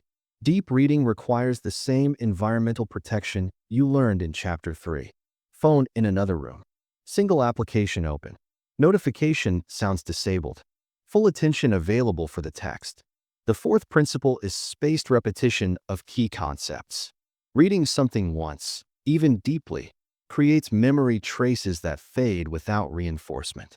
Spaced repetition, reviewing material at increasing intervals, consolidates learning into long-term memory. The optimal spacing pattern comes from memory research spanning decades. Review new material within 24 hours of initial exposure. Review again after 1 week. Review again after 1 month. Each review strengthens neural pathways and moves information into durable storage. Practically, this means maintaining a system for capturing and reviewing insights from reading. Whether through a commonplace book, digital note system, or flashcard application, material must be revisited to be retained. Now here is the second elite versus average distinction. Average finishes books and moves immediately to the next. There is no review. There is no integration. The satisfaction of completion is followed by the gradual forgetting of everything read. 3 months later, he cannot summarize the book he supposedly read. Elite treats reading as a two-phase process. Phase 1 is initial reading with active engagement. Phase 2 is review and integration, which may take as long as the initial reading. She maintains extensive notes, reviews them systematically, and tests her recall regularly. A book is not finished when the last page is turned. It is finished when the ideas are integrated into her thinking. The fifth principle is selection. Not all reading material offers equal cognitive benefit. Research from Emory University in 2013 examined neural changes from reading. Subjects who read literary fiction with complex characters and narratives showed increased connectivity in brain regions associated with perspective-taking and emotional understanding. Subjects who read simpler popular fiction showed minimal change. The complexity of your reading material matters. Challenging texts that require effort to comprehend produce more cognitive benefit than easy texts processed automatically. This does not mean pleasure reading is worthless. It means your reading diet should include regular challenging material if cognitive enhancement is your goal. The recommendation from cognitive research is to include reading that is slightly above your current comfort level. Material that requires occasional rereading of sentences. Concepts that require reflection to understand. Arguments that demand evaluation rather than passive acceptance. Classical literature, philosophy, science writing for educated audiences, and long-form journalism in domains unfamiliar to you all provide this challenge. The temporary discomfort of effortful reading is the signal that cognitive enhancement is occurring. Here is your implementation protocol for Technique 6. First, Establish a daily deep reading block. 30 minutes minimum, 60 minutes optimal. This is protected time with no other activities permitted. Second, select material intentionally. Include at least one challenging book in your active reading that requires focused attention and effort to comprehend. Third, practice full word processing. For the first week, deliberately slow down and ensure every word receives conscious attention. This feels tedious initially, but becomes natural. Fourth, implement active interrogation. Before, during, and after reading, generate and answer questions about the material. Maintain internal dialogue with the author. Fifth, create a capture and review system. Key insights go into a system that ensures spaced repetition. Review notes at 24 hours, 1 week, and 1 month. Sixth, protect the environment. Reading happens in the same optimized conditions you created for other cognitive work. No phone, no distractions, full immersion. The cognitive returns from deep reading compound dramatically over time. Each book read deeply becomes a permanent addition to your mental framework. After 1 year of practice, you will have integrated more knowledge than most people retain from a decade of superficial consumption. But deep reading alone, while powerful, only addresses one dimension of cognitive enhancement. You have learned to process information more deeply. In the next chapter, you will learn to process it faster. Technique 7 is speed training, and it is not what you think. We are not talking about speed reading, which research has largely debunked as a comprehension-compromising gimmick. We are talking about training your brain to think faster under pressure through a specific protocol used by elite performers in high-stakes environments. The technique you are about to learn was developed for fighter pilots who must make life-or-death decisions in milliseconds. And when applied to cognitive training, it produces results that seem almost impossible until you understand the neuroscience behind them. Chapter 8. Technique 7. Speed Training. In 1987, the United States Air Force faced a problem. Fighter pilots were making correct decisions too slowly. In aerial combat, a half-second delay means death. The solution they developed did not just save pilots. It revealed something profound about how the human brain can be trained to think faster. This chapter teaches you Technique 7, speed training, not the discredited speed reading of infomercials. Something far more powerful, a systematic method for increasing the raw processing speed of your cognitive hardware. Here is why this matters for your intelligence upgrade. IQ tests measure multiple cognitive dimensions. Processing speed is one of them. It determines how quickly you can perceive, encode, and respond to information. People with higher processing speed solve problems faster, learn new material more rapidly, and perform better under time pressure. For decades, researchers assumed processing speed was fixed. Like height or eye color, you got what you got genetically, and that was that. Then came the dual in-back research. In 2008, researchers from the University of Bern published a study in the Proceedings of the National Academy of Sciences that challenged fundamental assumptions about cognitive trainability. Subjects who practiced a specific cognitive task, called dual in-back, for 25 minutes daily showed significant improvements in fluid intelligence after just 4 weeks.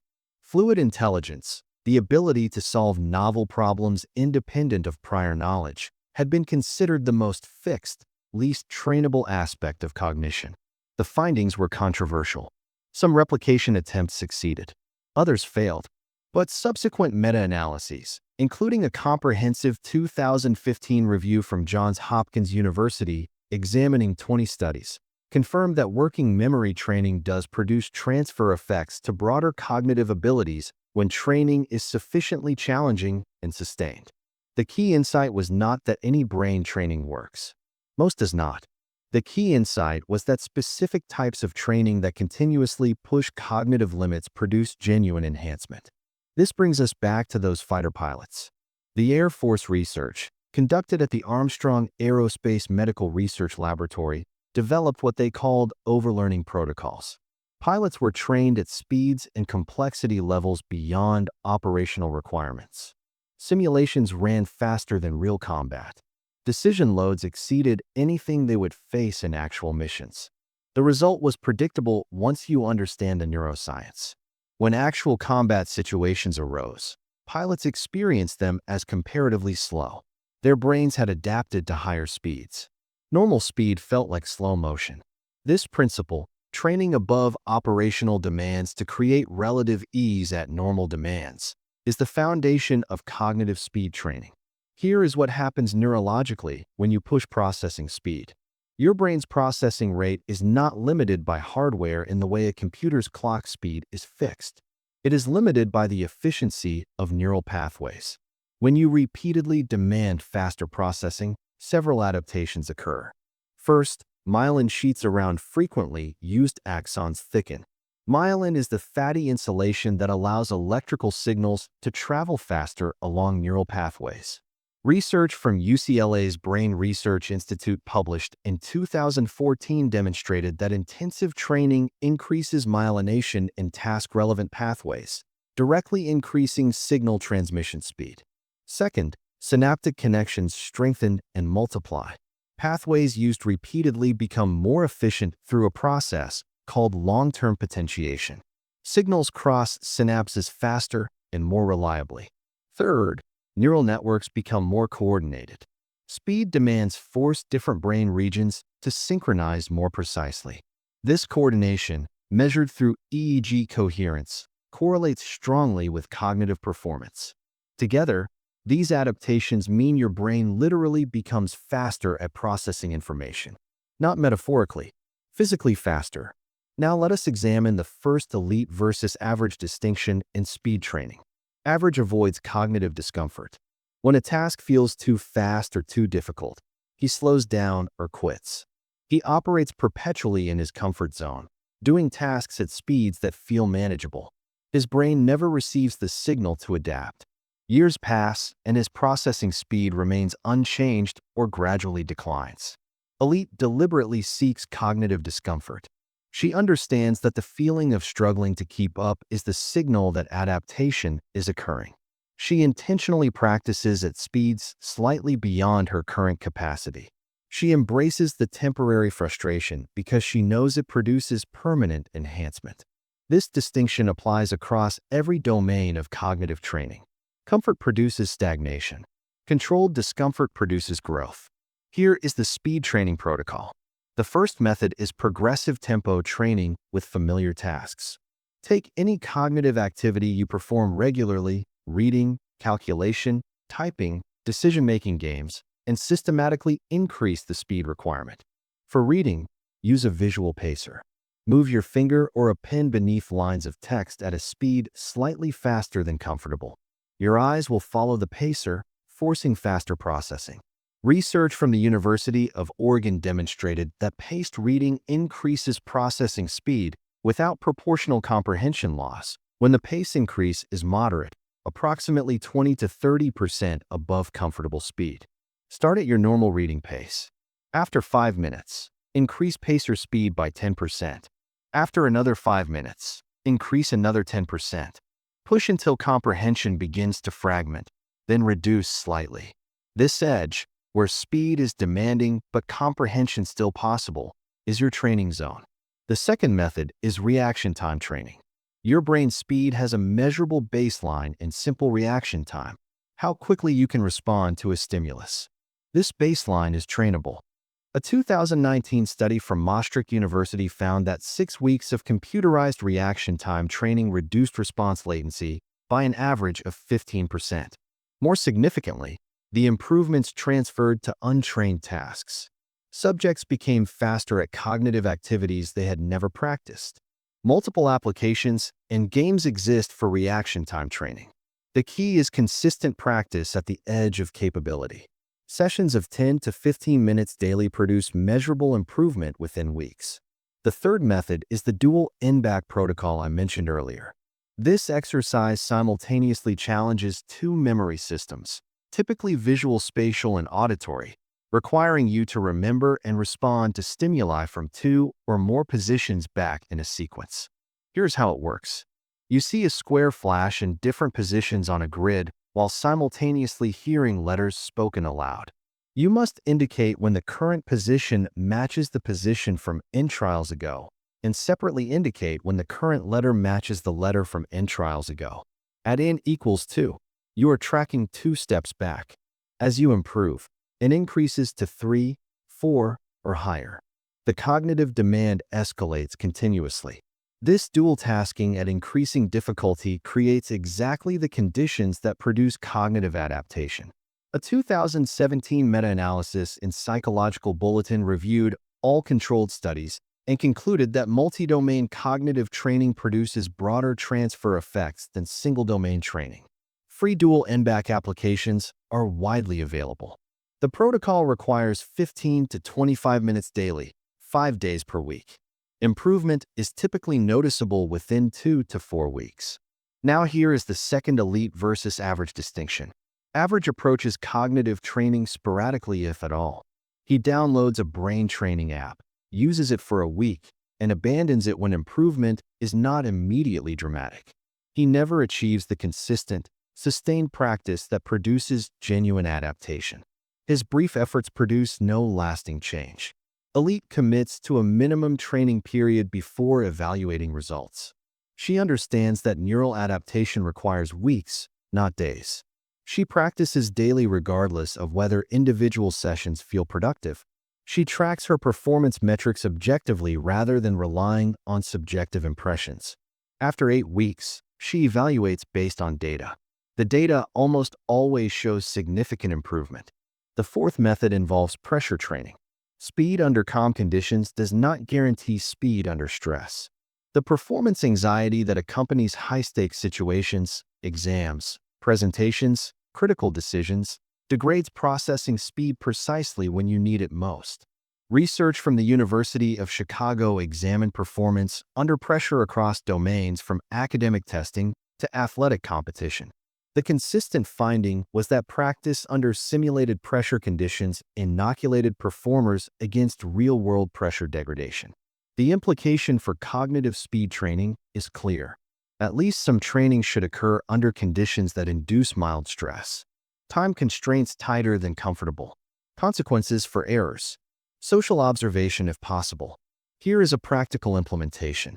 When practicing speed reading or reaction time training, add stakes.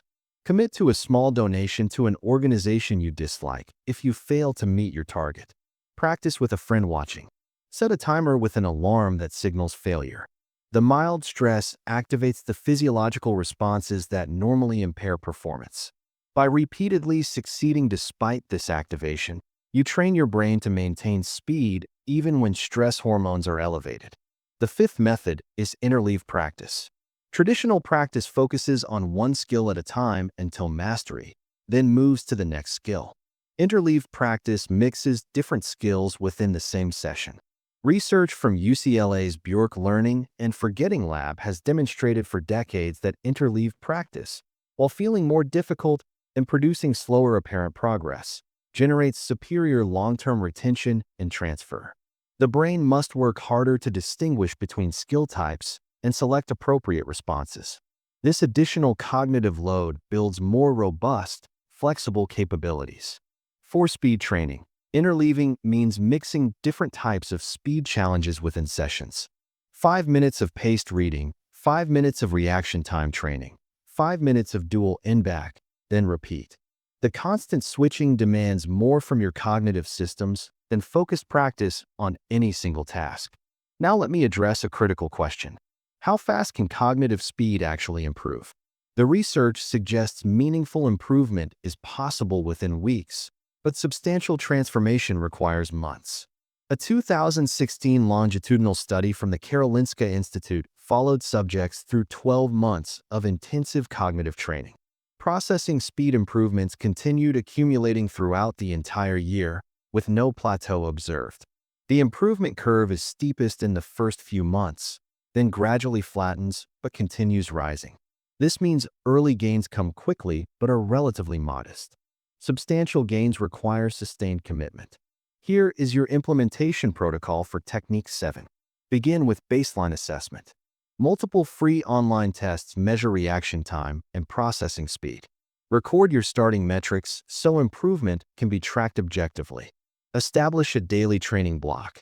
15 to 25 minutes is sufficient. This is not instead of other cognitive activities. It is dedicated speed training. Structure sessions using interleaved practice. 5 minutes of paced reading at progressive tempos.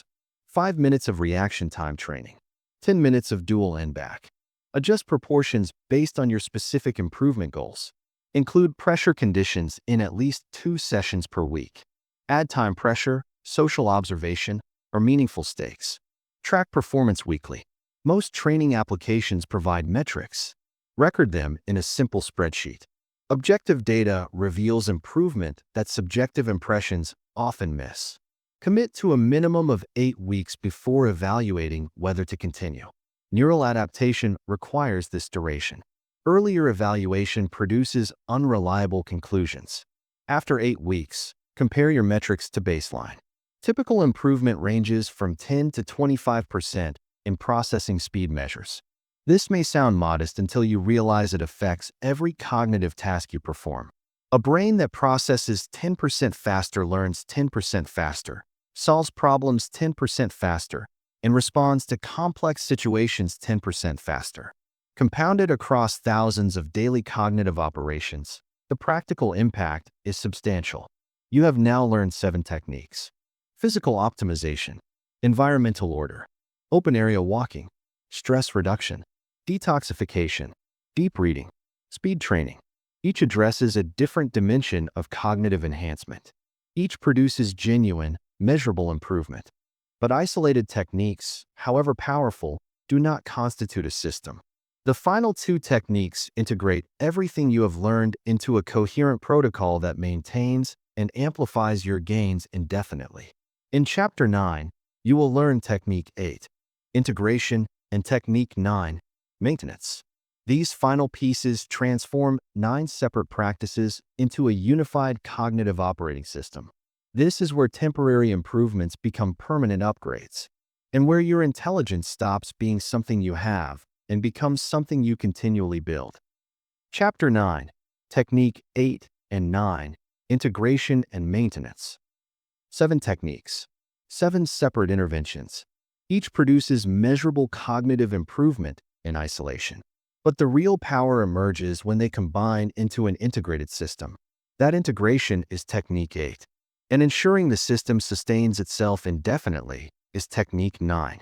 This chapter transforms everything you have learned from a collection of practices into a unified cognitive operating system. Here is why integration matters more than any individual technique. Cognitive enhancement is not additive. It is multiplicative. When you optimize sleep, you do not just gain the benefits of better rest. You amplify the benefits of exercise because recovery improves. You amplify the benefits of deep reading because memory consolidation strengthens. You amplify the benefits of speed training because neural adaptation accelerates during quality sleep. A 2020 study from the Max Planck Institute for Human Development examined multi-domain lifestyle interventions for cognitive enhancement. Subjects who implemented changes across sleep, exercise, nutrition, and cognitive training simultaneously showed improvements 3 to 4 times greater than subjects who implemented the same interventions sequentially. The researchers attributed this to synergistic effects, each intervention enhancing the effectiveness of others. This multiplicative effect explains why most cognitive improvement attempts fail. People try one thing at a time. They optimize sleep for a month, then move to exercise, then to nutrition. Each intervention helps, but the compounding never activates. They experience modest, isolated gains rather than transformative enhancement. The integrated approach is different. All systems optimize simultaneously. The compounding begins immediately. Within weeks, the combined effect exceeds what years of sequential implementation would produce. But integration requires structure. Without a clear system, the complexity of managing 7 techniques becomes overwhelming. Overwhelm leads to abandonment. This is where most ambitious self-improvement efforts die. Here is the integration framework that prevents this failure. The system operates on 3 time horizons: daily, weekly, and monthly. Each horizon has specific checkpoints and requirements. The daily protocol establishes non-negotiable minimums. These are the activities that must happen every single day regardless of circumstances. They are designed to be achievable even on your worst days. Daily non-negotiables include the following: 7 to 8 hours of sleep opportunity, meaning time in bed available for sleep. This is technique 1. 20 minutes of movement, which can be walking if nothing else is possible. This supports techniques 1 and 3. 2 periods of controlled breathing, 5 minutes each, morning and afternoon. This is technique 4. 1 period of protected focus, minimum 60 minutes with no interruptions. This supports techniques 2 and 6. 1 brief environmental reset, 5 minutes clearing your workspace before beginning focused work. This is technique 2. Notice these minimums are modest. They total less than 90 minutes of conscious activity beyond sleep. This is intentional. Non-negotiables must be sustainable on days when everything goes wrong. If your minimum requires 3 hours of deliberate practice, you will fail repeatedly and abandon the system. The weekly protocol adds enhancement activities. These are important but can be distributed across the week rather than required daily. Weekly requirements include the following: 3 sessions of open area walking, 30 minutes minimum each. This is technique 3. 3 sessions of deliberate speed training, 20 minutes each. This is technique 7. 5 hours of deep reading, distributed across the week. This is technique 6. 1 comprehensive environmental audit, reviewing and optimizing your physical and digital workspace. This is technique 2. 1 processing session, clearing all open loops and updating your task management system. This is technique 4. Additionally, weekly requirements include attention to technique 5 through food sourcing, hydration tracking, and supplement consistency if you use supplements.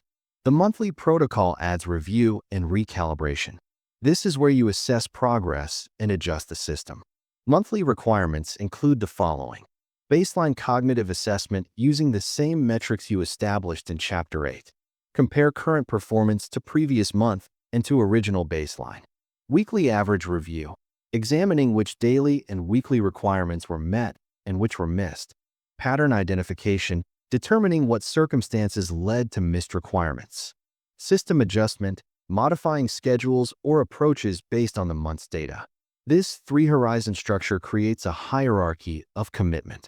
Daily requirements are sacred. Weekly requirements are important. Monthly requirements are strategic. When life becomes chaotic, you protect the dailies even if weeklies slip. This prevents total system collapse during difficult periods. Now here is the first elite versus average distinction in system integration.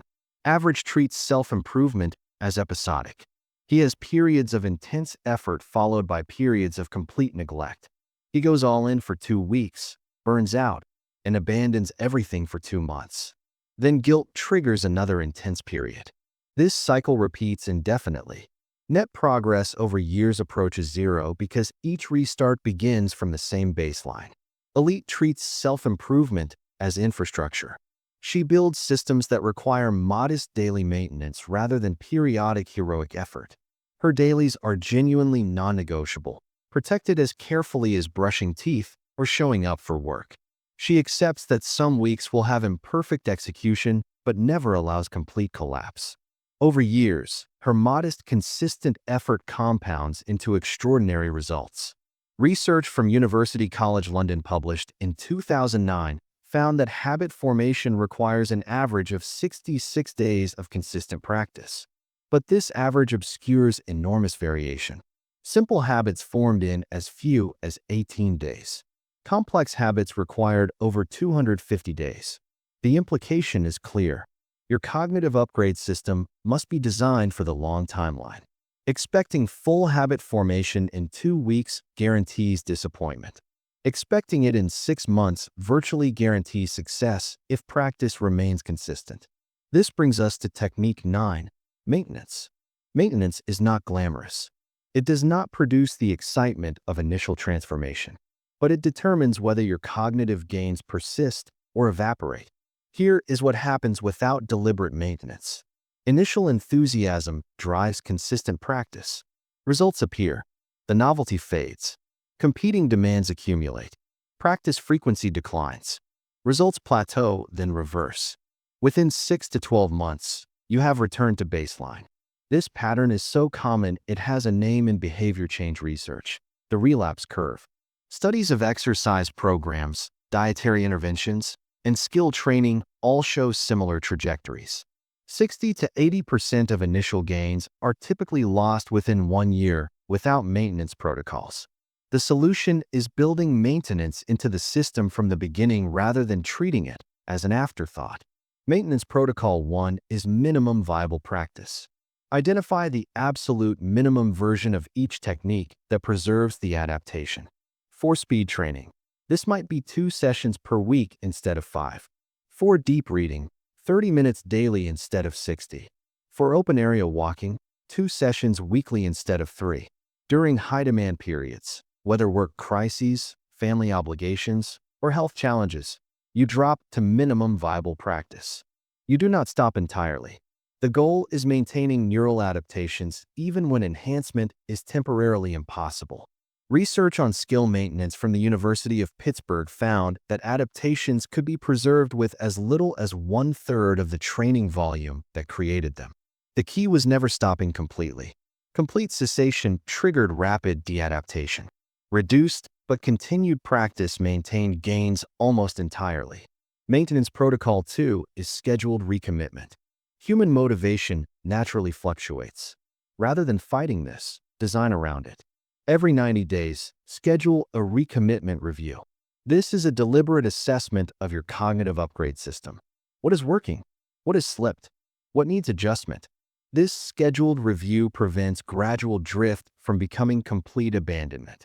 The 90-day interval is based on research from habit formation and behavior change. It is long enough to assess genuine patterns rather than week-to-week noise. It is short enough to catch problems before they become entrenched. Maintenance Protocol 3 is environmental reinforcement. Your environment should make correct behavior easier than incorrect behavior. Keep your deep reading book visible and accessible. Keep your phone charged in another room by default. Keep your walking shoes by the door. Keep your speed training app on your home screen. Keep your water bottle filled and visible. These environmental nudges reduce the activation energy required for each behavior. When maintenance feels effortless, it happens. When it requires deliberate initiation each time, it eventually stops. A 2015 study from Cornell University's Food and Brand Lab found that simple environmental changes, like keeping fruit visible and cookies hidden, changed consumption patterns more effectively than nutrition education or willpower training. The same principle applies to cognitive enhancement behaviors. Design the environment so the right choice is the easy choice. Now here is the second elite versus average distinction. Average relies on motivation. When he feels motivated, he practices. When motivation fades, practice stops. Since motivation is inherently variable, practice is inherently inconsistent. He spends enormous energy trying to summon motivation rather than building systems that bypass the need for it. Elite relies on systems. Her environment, schedule, and social commitments are structured so that correct behavior requires less effort than incorrect behavior. Motivation becomes irrelevant because the system operates regardless of how she feels on any given day. She experiences the same fluctuations in enthusiasm, but her behavior remains consistent because the system carries her through low motivation periods. Research from Duke University published in 2006 found that approximately 45% of daily behaviors are habitual rather than deliberate. They happen automatically based on context rather than conscious decision. Elite performers understand this and deliberately construct contexts that trigger desired behaviors automatically. Here is your integration and maintenance implementation protocol. Phase 1 covers days 1 through 14. Implement daily non-negotiables only. Do not attempt the full weekly protocol yet. Focus exclusively on making the daily requirements automatic. This means protecting sleep opportunity, ensuring daily movement, practicing morning and afternoon breathing, establishing one protected focus block, and performing brief environmental resets. Track compliance in a simple system. A paper checklist works. A habit tracking app works. The format matters less than the consistency of tracking. Phase 2 covers weeks 3 through 6. Add weekly requirements one at a time. In week 3, add open area walking sessions. In week 4, add speed training sessions. In week 5, add the deep reading target. In week 6, add the weekly environmental audit and processing session. This gradual addition prevents overwhelm. Each new requirement has time to begin habit formation before the next is added. Phase 3 begins at week 7 and continues indefinitely. The full system is now active. Monthly reviews begin. Minimum viable practice thresholds are defined for each technique. The 90-day recommitment reviews are scheduled. Here is your weekly scoreboard for tracking integration. Create a simple grid. Columns represent days of the week. Rows represent each daily and weekly requirement. Check off completions. At week end, calculate compliance percentage. Target compliance for the first month is 70%. Target compliance by month 3 is 85%. Target compliance long-term is 90% or above. 100% compliance is not the goal. That standard creates failure spirals when life inevitably interferes. 90% compliance means you can miss several requirements weekly and still succeed. This buffer makes the system sustainable rather than brittle. Additionally, track your monthly cognitive metrics from Technique 7. Processing speed, reaction time, working memory if you are using dual NBAC. These objective measures show improvement even when subjective experience has normalized to your new baseline. You have now learned all 9 techniques and the system that integrates them. Physical foundation, environmental order, open area walking, stress reduction, detoxification, deep reading, speed training, integration, maintenance. Together, these form a complete cognitive upgrade protocol. Not random tips, not motivational platitudes. A structured system backed by research and designed for sustainable implementation. But we are not quite finished. In the final chapter, you will learn something crucial that most self-improvement content ignores entirely. You will learn what to do with enhanced intelligence once you have it. Because cognitive capacity without direction is just potential, and potential without application changes nothing. Chapter 10 reveals how to deploy your upgraded cognition for maximum impact.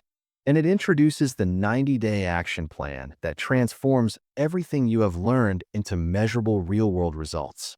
Your cognitive upgrade is nearly complete. The question now is what you will build with it. Chapter 10, Your Cognitive Future. You now possess something fewer than 1% of people will ever have. A complete, research-backed system for upgrading human intelligence. 9 techniques. 1 integrated protocol. The knowledge to transform cognitive potential into cognitive reality. But knowledge without action is worthless. A 2018 study from the University of Pennsylvania tracked 30,000 subjects over 40 years. Raw intelligence predicted success only to a point. Beyond that threshold, what separated high achievers from high IQ underachievers was consistent application of good enough intelligence to meaningful problems over extended time frames. Your enhanced cognition is a tool. Its value depends entirely on what you build with it. Here is your 90-day action plan. Phase 1 covers days 1 through 30. Establish all 9 techniques at minimum viable levels. Week 1 implements sleep optimization and environmental order. Week 2 adds open area walking and stress reduction. Week 3 adds detoxification and deep reading. Week 4 adds speed training and begins integration tracking. Phase 2 covers days 31 through 60. Increase intensity and consistency. Extend deep reading to 60 minutes. Add pressure conditions to speed training. Target 80% compliance on all requirements. Phase 3 covers days 61 through 90. Optimize based on data. Address friction points. Conduct your first 90-day review comparing current metrics to baseline. Track everything.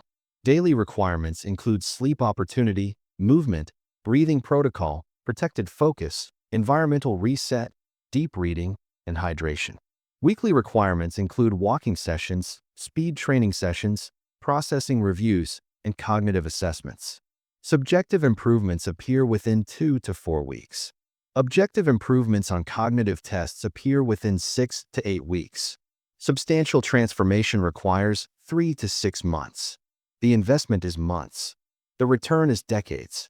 Most people who hear this will do nothing. They will find it interesting, agree with the principles, and return to the same patterns that brought them here. You now face that choice. Your IQ is not fixed. It never was. That was the lie. The truth is that your intelligence is a system. Systems can be optimized. Systems can be upgraded. 9 techniques. 90 days to establish them. A lifetime to benefit from them. The system works. The science is clear. The only variable is you. Start today. Track everything. Trust the process. Your cognitive upgrade begins now.